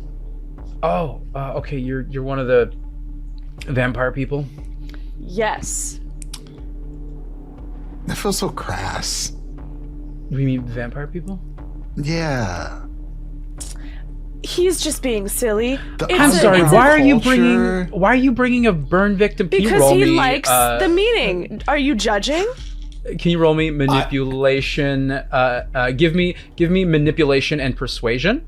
Can I get my bonus for being really hot? You can. Yes, cool. You can get your bonus for being really hot. Can I help? Can I offer any sort of support by sort of awkwardly reaching out a bandaged hand and saying, "All I feel other than loneliness is the lick of the flames in my flesh, even to this moment." He looks at you and he's just like, "Oh my god, okay." Oh. That's 6 successes. He's like, "All right. Yeah, okay." And turns back to you. "Okay, not gonna judge. It's good business. You're very much in character, whatever that is." She'll put down the cover fee if there's a cover fee. Or there is a cover fee. Yeah. Then she'll put down the money for the cover fee for all 3 of them. And we will head to the basement and probably have to carry down the wheelchair because none of the frickin' bars have elevators. No, they don't. And most of them have their bathrooms on a different floor. So you manage two things. He kind of points to a door in the back. When you kind of close the door, there's a stairwell that kind of go downstairs. It kind of goes down a bit. Platform down some more. You can just pick it up. There's no one there. You can kind of walk down and then pop in through there with your very interesting disguise. And as you do, you open the door and you see it is this basement industrial sort of area. There's a bunch of people mingling, some people hanging out on couches.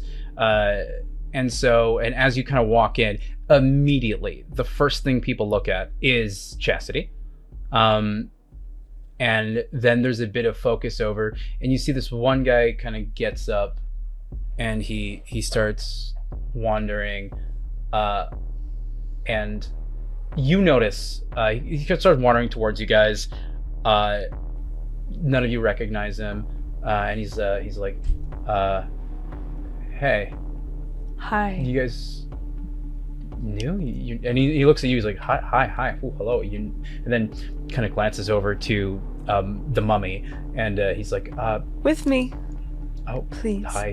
Hi. We're talking. No one else. Huh? You're new? Relatively. Okay, hell yeah. Larry, nice to meet you. Larry. He's this like he's this guy. He's probably about maybe 6 foot tall, scruffy beard. Wears what seems to be like a suit coat. You can tell is cheap. It fits okay. It's almost like he's cosplaying vampire, or he thinks like, oh, this is what a nice, sophisticated vampire sort of looks like. Mm-hmm. Interesting. Great. Well, considering that we're new, I was wondering if you could point us in the direction of somewhere to make ourselves feel more. I don't know. We saw some things online. I was rummaging through some forums and things because it's an interest of mine, and I gotta say I'm a big fan of this group. So you found out that vampires are real. Yes. Then I'm a vampire. Yes, I did. Don't worry, I won't bite yet. Great. Now, if you could, how do we go about getting ourselves some power? Because that sounds fun. You gotta hang around. Come on, I'll introduce you to the gang. And he kind of introduces you to a bunch of people. You see, and he posts, this is Monica, and you recognize Monica. She does not recognize you, Robert, unless you open your mouth, or say anything, and she recognizes the voice. And there is a moment where kind of like the door closes and someone else walks in, and someone's like, Rick, hi, you can meet our new new members, new potential members. And then Rick sees you, Elijah, and he's like, hey, Elijah, hey, Rick. What are you doing here? I'm here to join the club. Shit. Well, hey, yo, Larry, this is Elijah. He's a vampire. Yeah, I gave him my vampire powers. What now? Hold on. Yeah, man. I can hear super well. Can you do that too? I mean, yeah, but I'm mutant. You bit me. Chastity is just going to run a hand along Eli's back, and is just going to smile at him and like lean her head in as if she's just, like, aha, and she's just gonna go, "You're so cool. That's what we told you about, remember?" Oh, okay. All right. Yes, he's our resident vampire. It's really lovely to be in such like-minded company. But yeah, no, that's awesome. I didn't. Who gave Larry his powers? Larry's like, he kind of looks at Rick. He's like, he gives him a look that's like, shut the fuck up. Whoever turned me into I heard that. And Larry's like, see? Not Larry, sorry. Rick is like, see, right? And Rick, Larry is like, look, I want you to roll me, give me charisma and persuasion, because he is convinced everyone in this group, all these mortals, that he's a vampire because he can do some powerful shit, right? Whatever that may be. But to them, they don't know, right? Yeah. Can I play a card on this? Yes, you can. I have the order card. Oh, okay. And what I kind of want to do is take control of this situation in a very Eli way. So order, and this is great. Order is the strengthening of factions, the organizing of groups that is very like-minded. One of their people that people look up to just turned to you and said, hey, you made me do the thing. And so everyone's looking at you, and there's this moment of like just fracturing of the social power here that's organizing around you. Perfect. And you should roll you a... I will take... So I know that we got Chastity with a charisma persuasion. I think in what you're trying to do, some charisma leadership might be the adequate role for this. So, can I make a pitch here? Yeah, of course. For charisma persuasion, because my persuasion is actually over my victims. And what I'm going to try to do is to hype up Rick a little bit and be like, this is my protege. Yeah. So obviously you should still be listening to him. We have to clarify a few things along the way. Hell yeah. I mean, absolutely, because he is your ghoul. And so you have that extra sort of pull on him. Roll yours. Chastity, what did you get? Oh my god, 6 successes. Of course. You have 6 successes, and you're trying to convince him and basically to out himself, right? I might pivot slightly. Yeah, okay. I'm thinking as this is happening, she's just kind of gonna pull him aside while people are a little bit distracted. And she's just going to whisper in his ear, using awe, which she also can do very subtly because of her abilities. I think you should tell me, because I don't think you know just how much danger you've put you and all of these people in. And I'm going to use my Doom card. Okay. So Doom, this one in... That I drew earlier. Yeah, no, this is awesome. This one in the description and sort of the thematic vibe that I get from it, it is witnessing the future. It is witnessing a moment of, you know, your end, your misfortune, something, and it possibly being inevitable. Now, with the Doom card, he's going to speak, and you are going to basically witness someone else's potential doom. He turns to you, and we're going to do this scene, then we're going to go over to the Elijah group scene, and then we're going to see what is going on with Robert. He turns to you, he says, okay, listen, all right? I know I'm not a vampire, all right? Please don't ruin my thing going here. But there's this guy, he every now and then, he just gives me some blood, and I could be super strong. He just moves through shadows, he doesn't reveal who he is, and all he asks is that I, at first it was, just show the world my power, do something like that, He started pointing at these places. He gave me a name, of this plastic surgeon, and I thought that was awesome. Maybe I know some people don't want fangs. They want body mods. I thought that'd be awesome, and I don't know. So you know nothing about this individual. Nothing.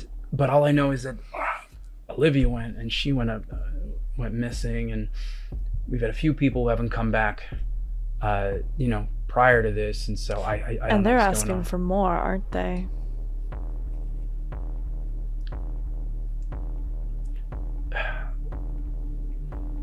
After that happened, they've just told me to lay low and to watch. And if I notice anyone kind of, skulking around, chasing after us, just to kind of identify them, faces, names, whatever, and then to report that back to them. I don't know what they want. Mm-hmm. Look, all I know,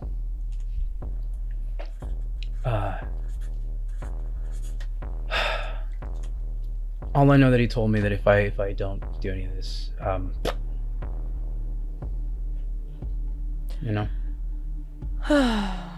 Oh, and she's just gonna give him another little tap on his back. Oh, what a mess you have made. Look, he threatened me, but he said there are worse things. He said there are people out there trying to kill vampires, and he just wants to know who they are. Look, darling, it's okay. Just forget about it. And she's going to cloud memory and make him forget that she As ever asked. you cloud memory, you don't have Auspex, I think, on your character sheet, but it lives in your blood as a Toreador. And as you pull these memories away from him, what are you trying to get rid of? Just the conversation that you had with him?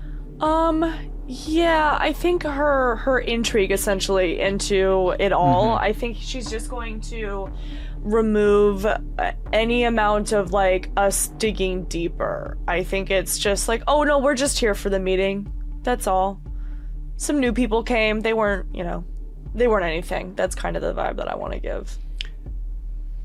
As you pull those memories away, you manage to steal some of the visuals of what he had just said because they were recently on his mind.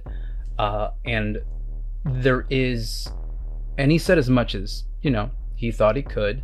He wasn't dominated, he was persuaded, and mostly out of fear. You can feel the fear from him. But there was this moment that in the way that you pull those images away, as per this doom, that it flashes kind of in your mind, and the flash being a van kind of following him. Similar van that you saw earlier. You do see a flash sort of the shadowy figure. You've been told what a La Sombra is. There are, many La Sombra in this part of the city that are, kind of, part of just the kindred life here. But this La Sombra is very much breaking the masquerade. For what intent, who knows? Now, you take these memories away. We flash over or we just move the scene over here to Elijah, as you are hyping up Rick, your ghoul. And what do you say? So, first off, I went crit fishing because I spent a little willpower, and I got 8 successes. 8 successes? With the crit, yes. Okay. So I'm like, all right, look here, everyone. Rick is not a vampire. It should be known. Just putting that out there. Because I don't want you all to feel like you've been lied to or tricked. Rick has gotten a little bit of power from me, which I did not know I was doing. And apparently I've been told that Rick is a ghoul. So Rick loves me, kind of unconditionally. And it's not really his fault. I appreciate you, Rick. You're a real one. But Chastity, you hear your guys- lessons being repeated back at these mortals. You guys have to abide by this thing called the Masquerade. I can't have you all telling people you're vampires because apparently there's an organization out there that wants to kill us. Because everyone knows that if you would want to be a vampire, you can't go telling people about it. So this needs to be a secret society, yes? Precisely. They're all like, so there's Because you're this moment- special. You're special and you're here because you're special. the order card forming this sort of like unique sort of faction thing. I have a name, even. Yeah. I'd like you all to pledge yourselves to my group. You all will be called the Order of Many Eyes. And then I flip over the thing and look to see the Perfect. eye on my forehead. The eye showing the cherry on top of the breaking the masquerade to tell them, hey, this is a thing, the credibility of it all on those successes on that order card. You all see them. It's this thing where they were all like, oh my God, magic is real. You know, where they're like, we've been role-playing this for a long time. We've been like, you know, living our lives by this. It's like if someone who is very, very religious, but also deep down, someone who is moderately religious, who in the back of their mind, they were like, I don't know if it's genuinely real. I need the faith helps me. It was like, oh shit, I just saw a miracle happen. I just saw the proof of this thing that I cared about a lot. And they look at you and they're like, okay. As this is happening, Robert, what is up with you? So I'm trying to follow as much as I can of both of these interactions, but as much as I can, I'm trying to sort of fade into the background. If I'm able to overhear what is said between, I believe it was it Lawrence and Chastity? Yeah, Larry. Good old Larry. Yeah, Larry. Chastity. So oh wait, no, I guess I wouldn't have I've gotten the information about the white van, but I saw that white van, and I imagine that's probably not the first time I've seen that white van, correct? Black van. But yes, also, unmarked I black would van. say Oh, that, black van, my bad. I would have told y'all about what I heard from that van too. You would not be Okay. not in the know. Cool. Okay. So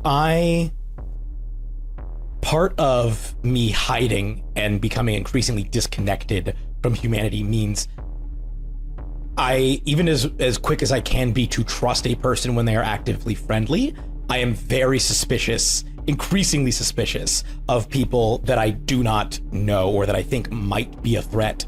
And so I am thinking to myself, the people in that van, we don't know who they are, but we know that they're after me. I'm part of the problem. I don't know if they're connected to anyone here, but it sure would make sense for them to have feelers in a group like this, like to have eyes in a group like this. And even beyond that, I've been told in no uncertain terms that the integrity of the masquerade supersedes almost anything else. And these are a lot of potential loose ends that we are creating. Mm-hmm. And so I am, one way or another, anticipating either I'm going to make a whole bunch of new friends that I need to defend against those people, or these people are a threat and they have to be eliminated in order to preserve my current friends, my team of the many eyes. And so while I'm sitting here, I think I'm sort of sinking deeper and deeper into myself, mm-hmm. and maybe even gently nudging the wheelchair back out of view of everyone else, just very slowly, while I start to ready myself for action one way or the other. And I would like to activate my prowess ability, mm-hmm. which increases the potency of my potence. And I'm doing this while I activate stagnation, because I play my stagnation card, because I'm about to make a choice one way or another. It depends on which way things go, but I'm going to make a very definitive choice. and I succeed on my rouse check. Brilliant. So as you use your stagnation card, the only neutral card of the deck, there are the fortunes and misfortunes. This one is neutral, and it's not nothing happens in the story. It is a respite from fate in this moment. And as you described, this is about you about to make a choice, and I'm gonna say on that is your prowess, and kind of locking in with that. And as you activate that card. Every time you activate prowess for the rest of the session, no rouse check necessary. As you get yourself back into that space, time is in your hands at this moment. And I'm going to say on that note, have you expended any willpower? No. Great. Brilliant. So yes, your use of prowess. No cost for the rest of this as you kind of mind yourself and prepare. And in that stagnation, in that just respite of fate itself, you know that it is a matter of time before that van and your destinies lock. And in this moment of processing that, who knows when? Maybe soon rather than later. You knew people were following you. That van was there.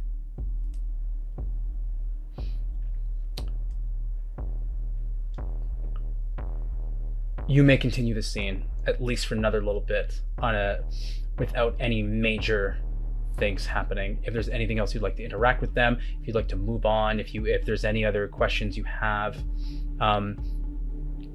Monica will speak up real quick and say, she's kind of looking around, and you get a text on your phone, Chastity, that says, "Hey, Robert? Question mark? Are you gonna be here? You gonna come?" One note: I believe it was actually Eli's phone. It was Eli's phone. I'm so sorry. Then Eli, you get that text.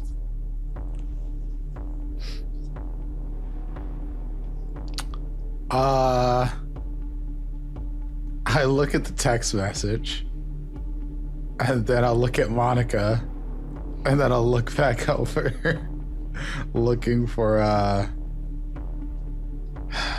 Robert, and I'm like, so, you know what? Never mind. And then I just walk away. You got this. You keep an eye on them for a little while right now. I gotta go have a talk with my friends here.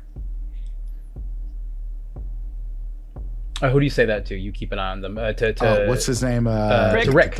Yeah, to Rick. Thank you. Yeah, Rick's like, yeah, all right. Yeah, of course. Hell yeah.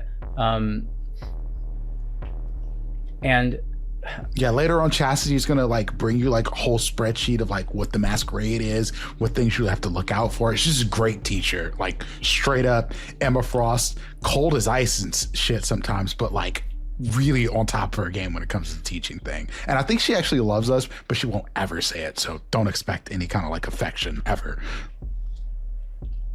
You see, there's a moment. You go up to. I'm gonna draw a card in a second because I think I want to see what the cards have to say about this next choice of mine, or maybe not. But you walk up to gather your group together. Great. Yeah, I think so. I'm like, hey, Robert, so you see, Monica's looking for you. She just sent me a text. I look up at, I think the way I look up at you is not even the quote unquote normal way that I've been turning my head. The way that I turn, it's like it's like a snap up and my whole body is like tensed and like coiled. You feel like a straight up an active hunting predator is staring directly at you, even through the bandages. And you hear back, something about this isn't safe. One way or another, it's not safe. I need to check for the van. The van. And I would like to... Can I slip away? Can I try and slip away? Yeah. You can just get up and... Do you want me to like listen for it? I could like see if I can hear it. want to see it. I want to see it for myself.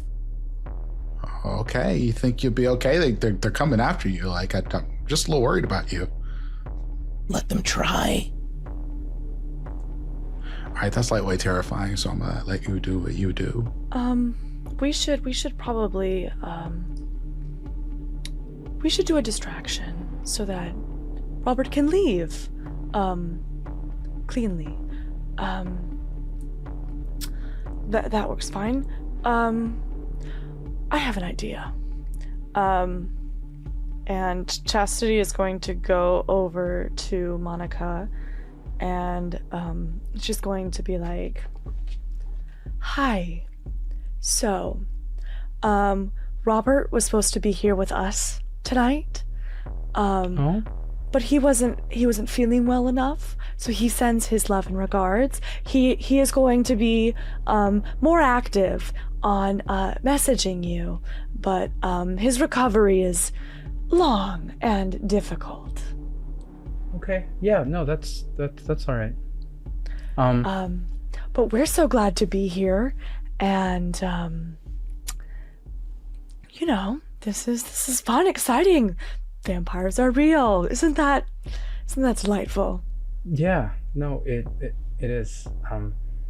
What's wrong? You see, like, through her talking to you, and you're used to people giving you the full attention. She's been kind of like just checking her phone and kind of answered something real quick. And she has it like grasped, kind of like, you know, like not like but just like kind of like just a little nervously. And she's like, it's just been a lot. I should probably. I'm gonna go. It's so late. And she just kind of starts making her way for the door. I think Chastity is going to start following her out, like walk with her, and she's going to. Before that, real quick, I just need to know, Robert, did you actually start making your way out the door upstairs? Yeah, I think once people turned away, I straight up scuttled out of the chair and just started like climbing along the wall upstairs. Brilliant. So, you climb, you scuttle, you make your way. Can you roll me dexterity and stealth? This is going to be to maneuver and not be seen. And I'm going to ask for the result of that afterwards. And I'm just going to get back to the moment here with Chastity. Chastity, we're following her out. Yeah, she's just gonna lean down and she's like, you can tell me what's going on. And she kind of looks back at her phone. She's like, it's okay. I probably just need some rest. No, tell me. And she's gonna use awe.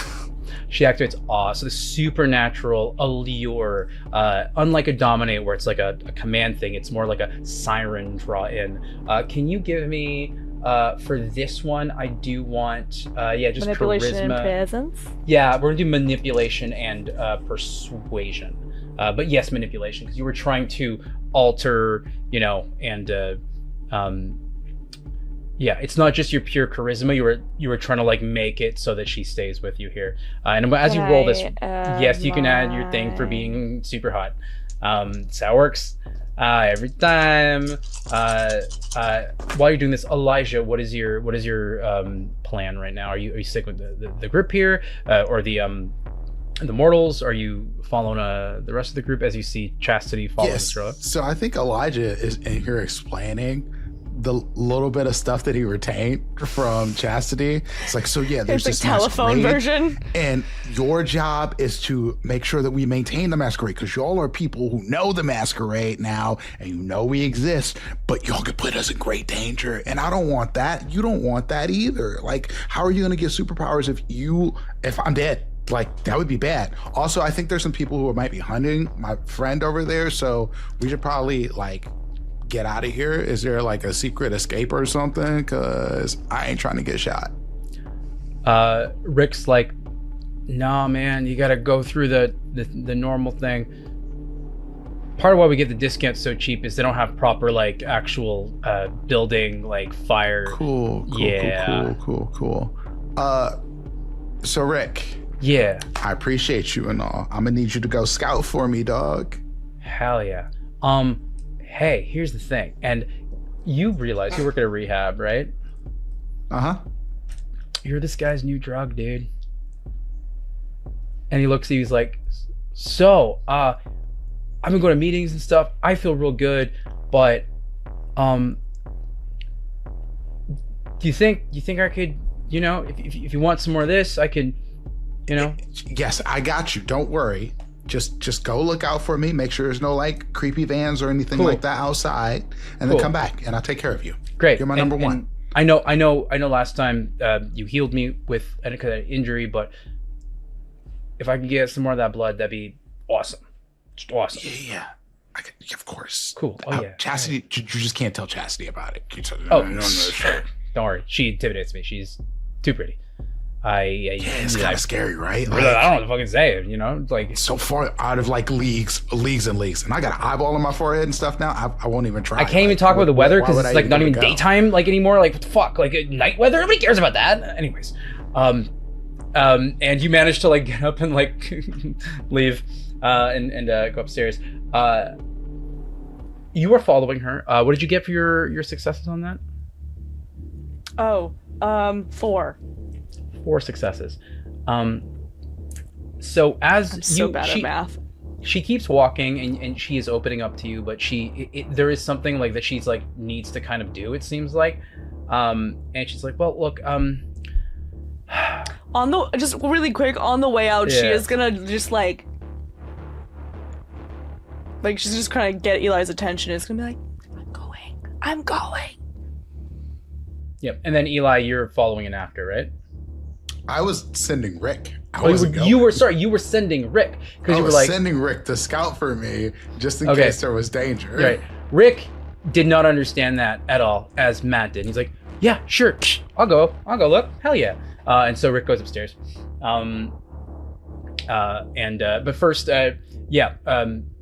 Chastity, you are with Monica kind of up in the stair area, and she just gives you a couple insights, but she's continuing to walk, and you are walking up with her, which is, you know that your pal, your very easy to masquerade breach pal, is also up here, that you are semi-responsible for, or somewhere.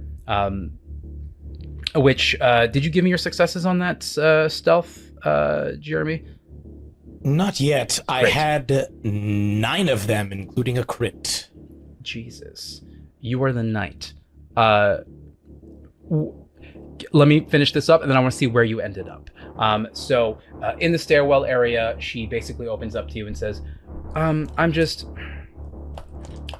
meeting a guy. I just didn't want to. Guy? You know? Yeah. What kind of guy?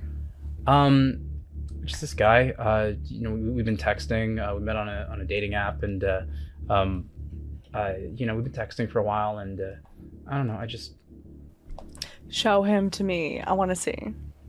All right. She shows you the profile. Can you roll me? Let's do wits and technology, please. And then keep that there. Where do you end up, Robert, with 9 successes? I crawl up the side of the stairwell onto the ceiling, out through the door, above and out of the building without being noticed, and I would like to climb up onto the roof of this establishment and scan the area for any sign of that van or any sort of untoward activity. There is that van across the street that is parked. I would like to crawl over to the van, just scuttle stealthily like a shadow across the ground, around to the back tire, one of the back tires, and I would like to reach forward some claws and tear open one of the back tires so that the whole thing... Are you still in your mummy looking thing? Yes, at this point. Okay. You tear into this, and then I'd like to crawl underneath the van. Yeah, no worries. They come out. They're like, "What the fuck?" Boots hit the ground. You immediately see combat boots. You hear a little cocking of a gun. Now, guns. Someone walking around with a gun in an open street in Montreal, Canada, not a fucking thing unless they're wearing law enforcement, right? That's all you kind of get to see from that. What did you get on your, I said wits and technology? 1 success. 1 success. Looks like a sort of normal dating profile. Seems like they're into like, metal and, shows that, they're into, it shows that they're into like the type of things that this vampire crazed alt goth chick would be into as well, right? Seems like a decent match. And then she's what like, have your okay. conversations with him been like? She's like, now she's like, I mean, they've been good. He's been asking me a bunch of questions about Like what? meeting things, and kind of been interested but shy, and I don't know. He just said we could meet up, maybe go for a drink or something, and I don't know. It's lonely, I want to. Sure. Yeah. Sure. Yeah. Everyone's cool here, but I don't know. It's just, I don't know. I think you should try again. This seems like a really great group. Oh no, I like coming here. I just, I don't.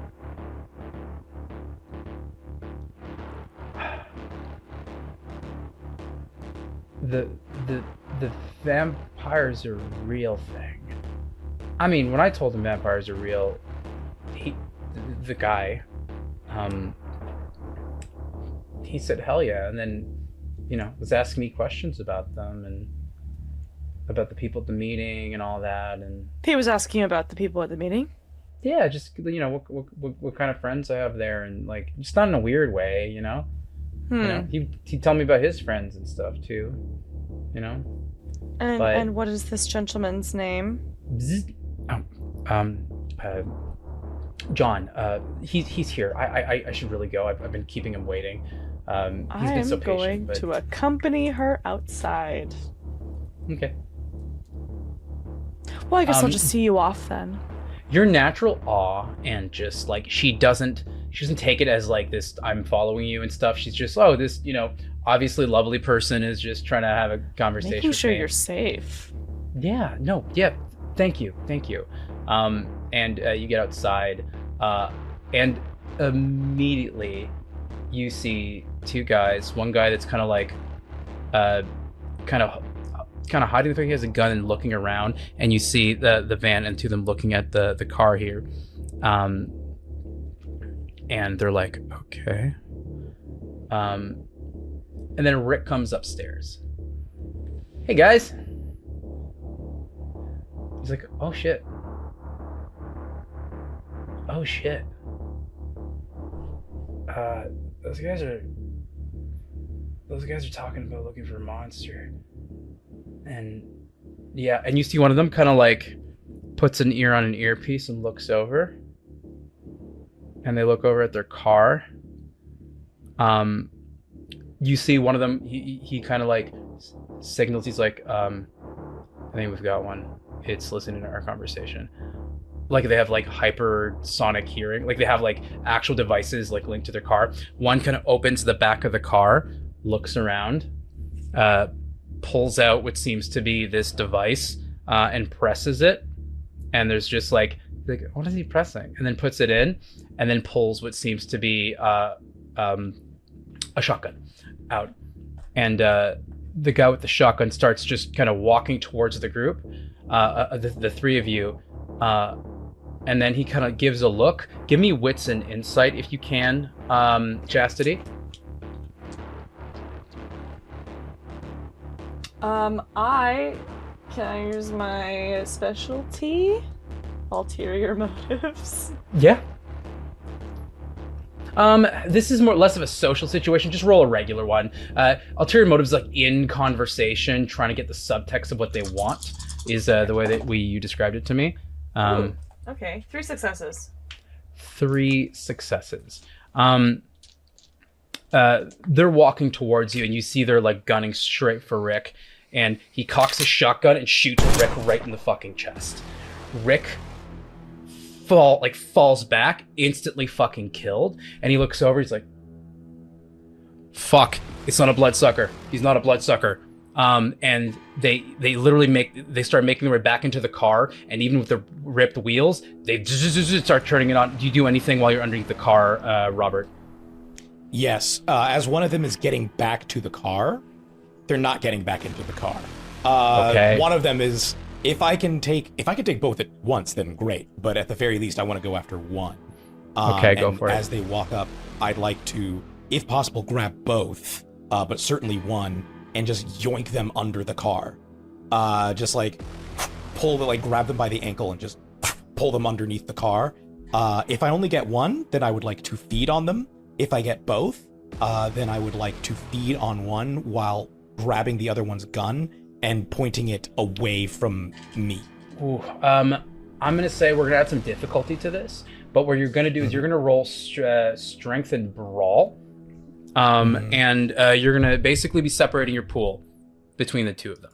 I'm gonna roll their physical pool, and then individually, and if you beat, like, if your whole pool beats like one, you get that one, and then it doesn't really cross over the rest. What up? May I add a wrinkle to this? With a card? Yes. Yes, go for it.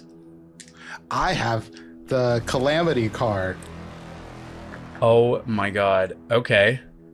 And you said we could potentially use it against the bad guys. So this is your card. So the way I wrote this is an inciting action, or un élément déclencheur, which is how I've learned that word through my whole life. Something in the universe outside of what is going on here. Ripple effects, big one for campaigns. In the instant of this, what is your idea of this? Just something. You want something interfering with them in this moment? Yes. And we could add to this, because I think hearing a shotgun shot go off, Eli's an idiot. So he's going to run up the stairs towards the sound of gunfire because he's like, I can help.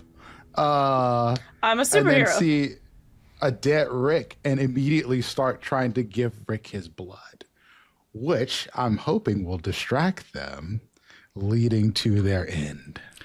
So this is everything that goes down. I had drawn, for the second time, another ruin card. This ruin coming to our poor pal Rick. But with this Calamity card used against these enemies here, here's what happens. We did that one. Two more individuals armed with assault rifles are coming in from the other side of the alley, basically where Chastity, Monica, and Rick on the bodies, Rick's body on the floor is. Because, you would have heard the shotgun. It would have taken you a moment to kind of run up and do that. So Monica is freaking out. Obviously, she is freaking the fuck out at that. Can Chastity pull, while this chaos is going on, can she try and just pull her to cover?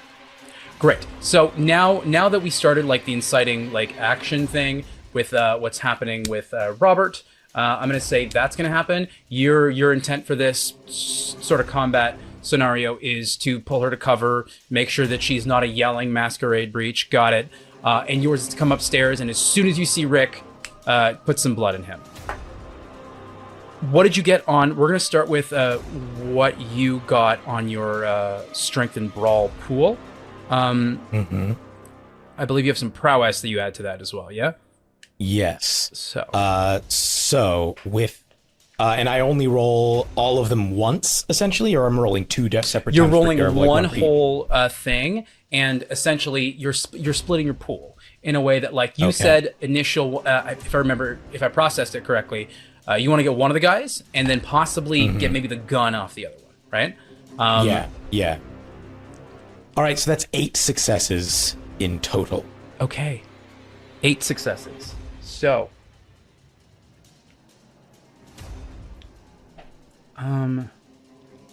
if you meet it, you beat it. Yeah, no.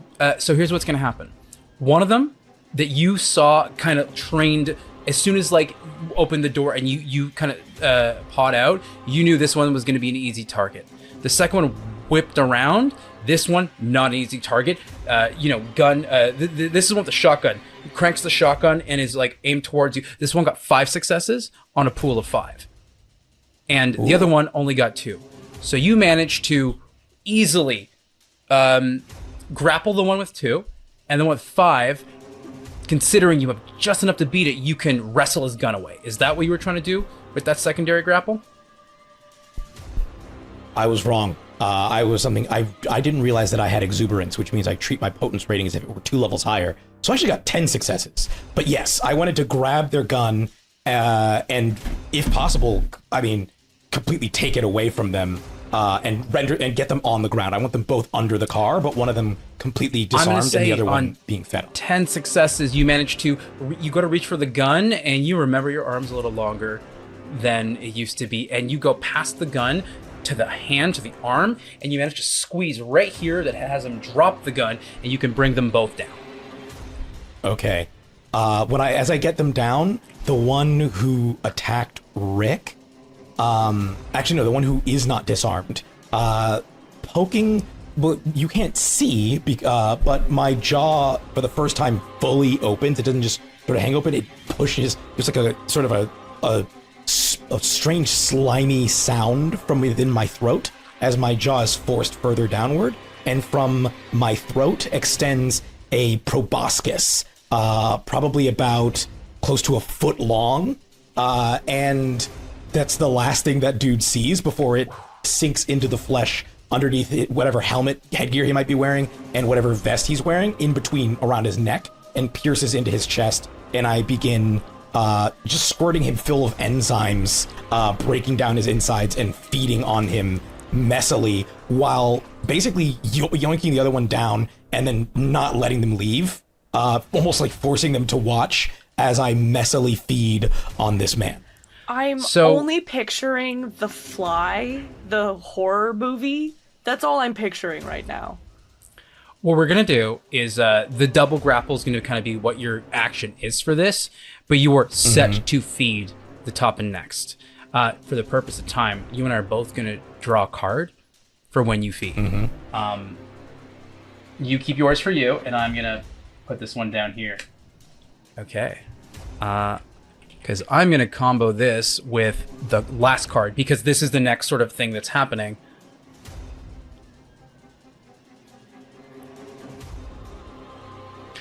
Fan-fucking-tastic. Okay, this is gonna be fun. 2 armed with assault rifles, training. You burst at the door, Elijah. You see Rick. Immediately you go down. You cut yourself, your blood, and you start feeding it. Brilliant. This is where we bring in... I'm using a power, by the way. This is one of my disciplines. Yes, it is. This is invigorating vitae. What does it do? I am able to strengthen my blood's capacity to knit mortal flesh and heal ailments. Living beings that take part of my vitae recover their health at surprising speed. Okay. I can basically heal up to 3 levels of aggravated damage per rouse check. You manage to, and this is very funny that I drew these 2 things I did on my side here. You start the process of your invigorating vitae and fucking hope that you manage to save them, right? You did not drain them. They're dead, and you are introducing vitae into their body, but you do not drain them first. And you've never embraced. You don't know how that works. You just know my blood can heal. And so you start this, and you hope that there's still enough running in there. It took you a bit of time after the shotgun blast to kind of get here, and so you hope and you start that process. On that note, you turn around and there are 2 assault rifles trained on you.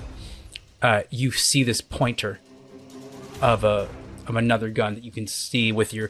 you can also hear the individual on top of the building that is kind of trained down and pointing. Now, you hear from on top of the building a howl. And you see the sniper launched from one building to the other.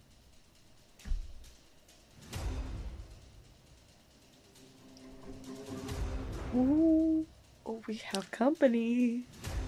On top of you drawing Calamity, that can be a major antagonist or a major force against these enemies, I drew Wonder, which is the unknown can bring positive change, something new, something that you have not seen before. I wrote in my examples for the World of Darkness, something wonderful in the world of darkness aids the group. Something that I Matt wasn't like, I'm gonna reveal this for the world building. It's just happening. It's almost like, hey, what is my? It's hard to see from here, even with your great vision. What is my pal? What is my Nosferatu pal Rotbird doing all the way up there? As you see the creature, this furry creature, hop on top of the building from one building to the next one. Chastity. You managed to bring Monica. Do you want to go right back inside the bar? Or are you trying to pull her to an not alley? back in the bar, because that feels like a bad idea. Yeah, maybe towards like an alley, especially if there's if it's one of those alleys that's actually a cut through as well. If we can continue moving, I think we're just gonna I'm gonna maneuver her there, and then as soon as we get to cover, if there's a way out, I would be like, okay, darling, it's time for you to go, and go quickly. She's like, okay, and she starts running. Okay. And then she's going to turn around, and she's going to assess what's going on, because she's clocked that Eli is feeding his blood to Rick. And at this point, I think the two people with guns, are they've been pulled under, or are they still there? They're still there. It was one on top of the building with a sniper rifle. One of them is kind of holding the assault rifle down on the strap it has, and kind of hitting a comm, being like, and you hear this, Elijah, because you have your heightened sense. Hey, what happened? What's going? Is one of them up there? And then the other one, he has his gun pointed on him. He's like,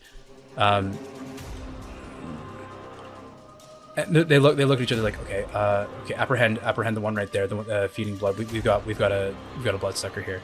Okay. As they're doing that, I think she's going to. Are there any guns on the ground? Right here, no, not right here, no. I thought there were. There's the shotgun on the ground across the street, where the truck is. Yeah, because I was like, there's the truck, right? I thought the truck was closer. Okay, no, I think she's going to start running for the gun, because there's nothing else that she can really do. You would see, you're on the other side of the street where the truck is, and the gun is kind of on the other side where the sidewalk is. You did see the shotgun go flying, and you do see there's stuff and basically scrapping happening. You can hear it. You do see pedestrians on the street as well. Oh, there's people out here? Oh yeah, no, there is a huge ass masquerade breach happening right here. Great. I'm going to run over to Eli, and I'm going to pull him away. As you go to pull Eli away, that's when the one that was kind of going let me try to identify this person, is going to start shooting, firing shots at you guys. So I need athletics and dexterity from the two of you. I have Cat's Grace. Can I? What does Cat's Grace do? I think there's a. I have balance and grace equal to surpassing world cross trees. It's run across ledges and wires. I'm wondering if I can use my dexterity essentially to I don't know, mosey out of the way. Because you're trying to grab him, kind of duck, there is sort of a stair area that kind of goes up a couple stairs to where the entrance of this building is. If you're trying to pull him behind there to get any little type of cover, I will give you one more dice. But that is only if Eli's allowing you to kind of pull him out of what he's doing here. Is he? 100%. Cool. Yeah. Yeah, great. Eli ain't trying to get shot. Okay, what do you want me to, what rolls again? This is going to be athletics and dexterity from the two of you. You can add one dice to your pool. for the like just dexterity. There is an ability later on that allows you to add some stuff to your celerity to dodging bullets and stuff. So I'll allow 1 extra dice for this, but that's about it. 1, 2. I am going to arouse my dex and get hungrier. Cool. Okay. 3 successes from me, 3 successes from you. which is very impressive considering I do not have a large dice 3 pool. successes from me as well. All right, draw me another card. So 3 and 3. Here's what's going to happen. It's going to graze. It's going to graze the 2 of you. I got. You said 3 and 3. That is. It's going to graze one of you, and I'm going to say it's going to graze Elijah. As you are there, it's basically splitting his pool as he spray fires, and you are going to take 3 points of superficial damage. Okay. It's a bullet, so bullets halved, right? Yes. Yeah, that's a normal bullet. So that's going to have down to, we'll round it down to 1. Just 1 point of superficial damage as you are grazed from this. How many pedestrians are there? It's late. It's really late at night. So how many are there? Well, Monica screamed initially. So you see kind of someone came out of like just what seemed to be, just they were walking and they kind of turned around and they're kind of like bystandering, maybe How like 3. far are they? Well, Gunshots. Aren't these motherfuckers running? some are running, some of them are just intrigued because that's not a fucking thing. They're like, what the fuck is going on? There's also like just This a strange is why they beast die thing. in the movies. Yeah. They're also, I ain't gonna guess tell what? you who, but you know. They're drunk. These people are in and out of bars. They're drunk. So I'm going to say there's one kind of near where everything's going on with Robert, and one as you're running, you are across the street from where Robert is and where the van is, and you are running kind of, let's say north from, and like where the street is, and one person is kind of like curiously looking and saying, hey, what's going on? As you're pulling Robert, who is, you're pulling Elijah, who's bleeding a little bit from that. She's going to just essentially scream at that dude and be like, you fucking idiot, leave. Like, and is just gonna, like, tell them to run. How hungry are you, Chastity? 2. 2. I need you to roll me all of your remaining willpower, please. Okay. As there's a bleeding salubri next to you. You've heard of the smell of the blood, but you've never smelt it before.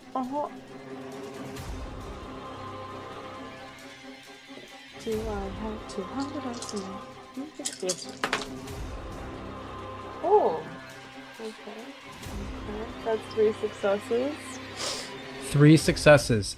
You manage to, you smell it, it's a lot. You withstand it, and you can tell that some people might grow even hungrier being around it and trying to withstand it if they didn't have the willpower that you did, and you managed to withstand it. So she takes some of the blood and she's just like,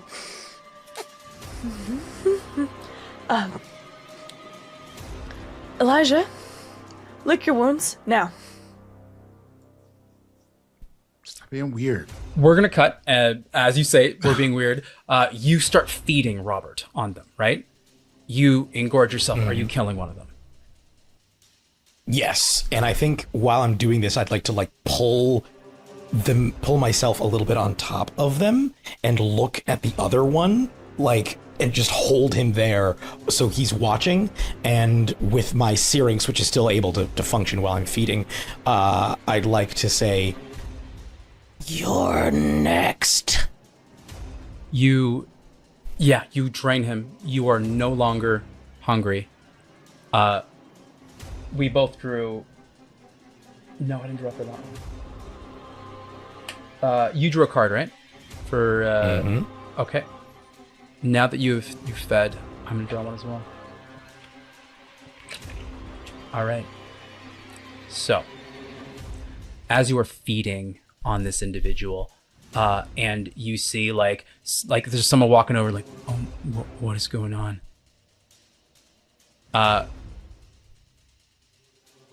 Someone steps out of the shadows and walks up to them and says, and just has a word with them. and has them disappear. And they just like go and they turn around.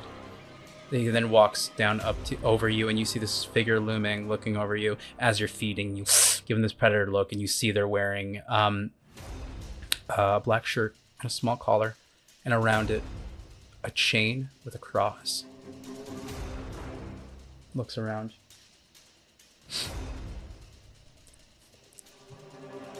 Finish your meal. There will be a cleanup crew. We need to teach you how to go invisible. And you see, out of invisibility, a Nosferatu appears.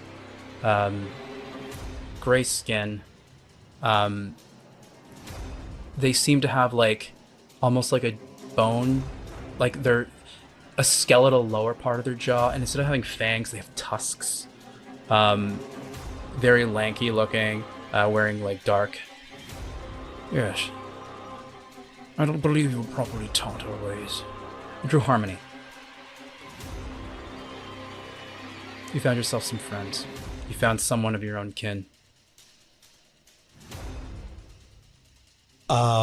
I look at them. I look at this Nosferatu as I'm like gorging myself and still holding another guy with my other hand, who's like struggling to try and get away. And I say, I've been so alone.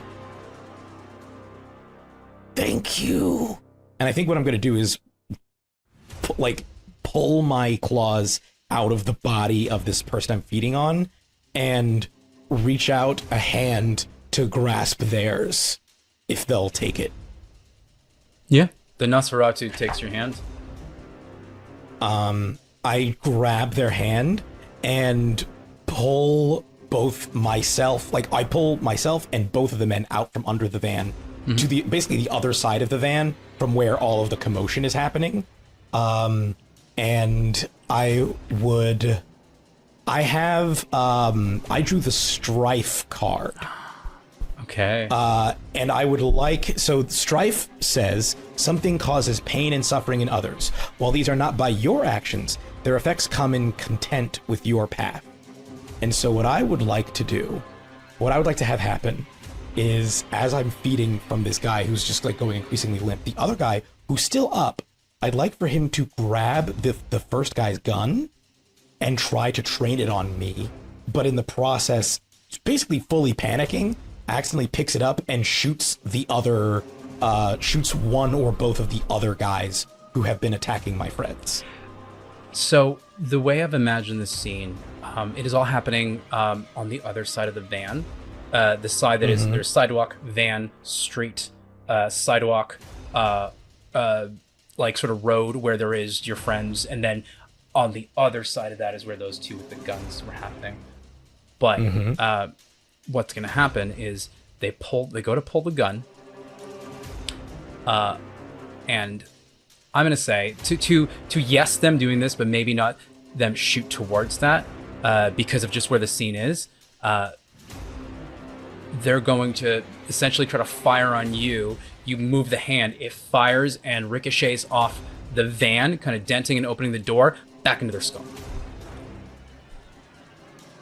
Nice. So you don't get to, I mean, you fed enough, but that, you know, in terms of cause of death, there is just fully just gunshot to the head. But on that strike, the Nosferatu opens the door in the back, or opens the door that you just kind of basically shot and unlocked, and kind of looks in back and says, I see security cameras. We should probably clean up and get going because I think there's a wolf nearby. My friends. We need to get my friends. My team. Yeah. Cyclops and Emma Frost. I'm sorry? Code names. And I just point, I sort of like clamber up onto the van and point to where they are. You see the individual in this pseudo priest garb put some of his blood in the mouth of the individual that you killed, And what you assume would happen is the opposite. Its body starts turning to ash. And he goes to do it to the other one. And he says, the Nosferatu says, "Go find your friends. I've been investigating, and I think you helped save some kindred. These hunters have been taking our kind and bleeding them and selling their blood."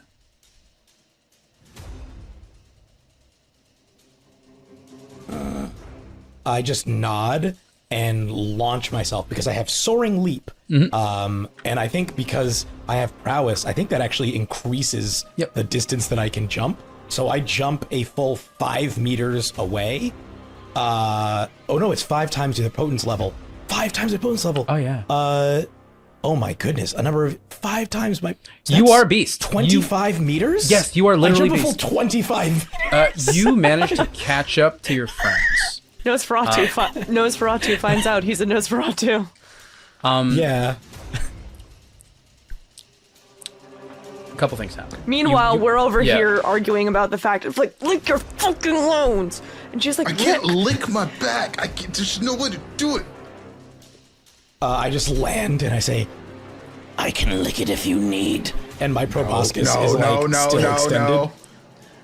no. We need to get out of here. What is that thing? There's a wolf. I suck it back in. We need to get out of here. There's a wolf on the way. You see, you hear with your heightened sense behind you, kind of like trailing down is the guy with the gun, and immediately from the building landing down, you see this massive, probably like 9 foot tall yet hunched over wolf like humanoid. You've been told what a gangrel looks like, Chastity. This is not it. Immediately just like claws, like literally just put, it's like, imagine putting your hands on someone's shoulders. The claws just dig in like it's made out of butter, and he just like, he goes to squeal in pain, but he cuts the vocal folds, like just slices it open, puts them down, and then just kind of, and we're going. That's our cue. Let's go. We're going now. Running. Hey. Can I pick them both up and just She's jump so away? fluffy. I'd like to just scoop them both and go leaping away. so Almost 100 feet per. That's crazy. we're gonna cut to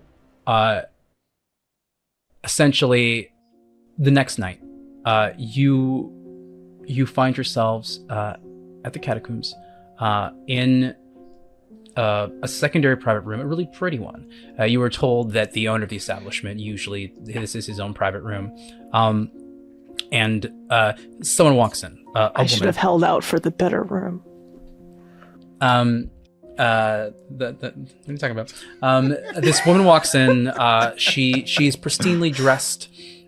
She's wearing a hijab, and she walks in and she says, hello. I was told of the events that happened to you yesterday, and looks over to you, Elijah. Elijah, yes? I'm sorry for all of the masquerade breaches. I didn't know. I'm so sorry. It's okay. My bad. It's okay. You were new. There was nobody to teach you. And she pulls the front part of her, like, there's the scarf and there's like the part of her hijab, and reveals her third eye. You're like me. And she says, my name is Soraya. I'd like to help you. Teach you a couple things. And Chastity. Yes? Yes, darling. That's me. Your domain has been secured. The what is it? Blanche Fatale? Yes, that's the one. Great. Here's the deed. Oh. And basically, she goes over the surrounding area where your domain would be for you and your coterie. Robert, yes? Me. Right. A few of our Nosferatu have taken an interest in you, so feel free to reach out to them. But yes, that was a major masquerade breach, but it was handled, it was cleaned up. Be careful. You won't find me doing any more tasks for anyone else. I will keep to my territory. Just be careful. I see things. Third eye and all. And Yeah. one of the hunters got away. It seems like there was a werewolf involved. They probably didn't like vampire blood being sold. But the thing that I don't understand is why? Why you, Robert? By me? Yeah. What do you mean? Why they were after you? Well, I defended a woman, Lucinda Gage. She was under attack, home invasion. I slew them, fed on them. Perhaps that put me on their radar.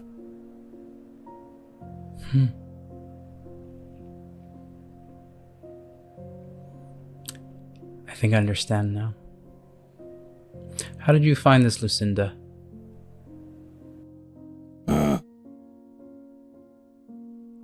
I always enjoy drawing interesting things. She has many interesting things in her manor, on her estate. I like to sneak onto it and draw during the nights, and then hide there till the sun comes up. I draw as much of the sunrise as I can before the pain becomes too great, and then I hide and sleep.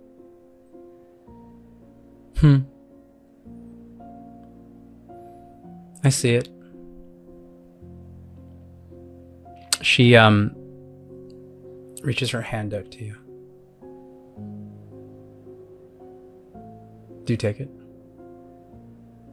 Yes, I take it, and I think I even take it with both hands. Gently. Out of my 3-card stack tonight, we start with Harmony, a welcoming place for you all, to try to make your own way. Perhaps if you had been embraced in another city in a different time, you wouldn't have made it a month. At least 2 of you. One of you was given the education that you needed to survive in any place. The second was madness. A network of what's going on, he said, she said, a bunch of randos pretending to be vampires, it becoming an issue. What's going on with that? There's another sort of vampire on the outside using that for their own gain. Who knows what's going on? There is no rhyme or reason. There's no one machination. The third one, Doom. As she holds your hand, she reaches deep into the memory of your blood. And you see it. You briefly feel it. Seeing the sun. One last time. For a moment, it's beautiful. It's ecstasy. And then writhing pain. Fear beyond anything you can imagine. A total loss of control. And then nothingness.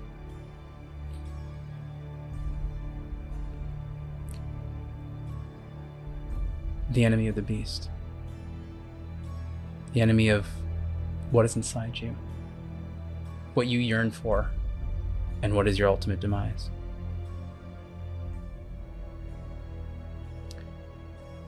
The more you become the beast, the less you can see the sun.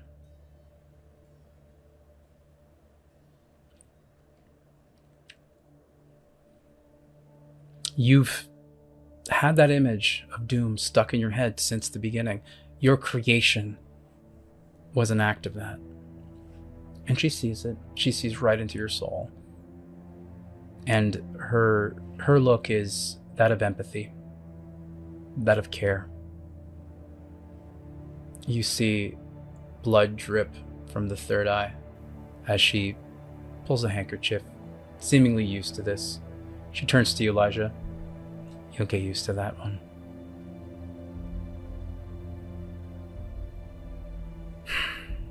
Bonne chance. Cool. And welcome to the night. Au revoir. Merci beaucoup. She closes closes the door, and as it resonates and you have a moment to just kind of feel this victory that you had, but also understand that this is the beginning of the end. You're all doomed. That's where we're going to end this game. All right, here it is. The Deck of Fates. We're going to draw the 3 cards that are going to set the tone of the story tonight. Is it going to be positive? Is it going to be a bunch of misfortune? We're going to find out. All right, so the first card, let's go. Boom. All right, good place to start. Let's smack this down here. Second one. Okay, all right. A little bit of harmony, a little bit of madness, and let's see what we get last. Okay. Well, things start well, and then they get a little wonky, and then let's see what happens in the end. All right. I'm sure you are watching this. Hopefully you're watching this after the actual whole game. And let's see if the cards helped predict a little bit of what was going to happen.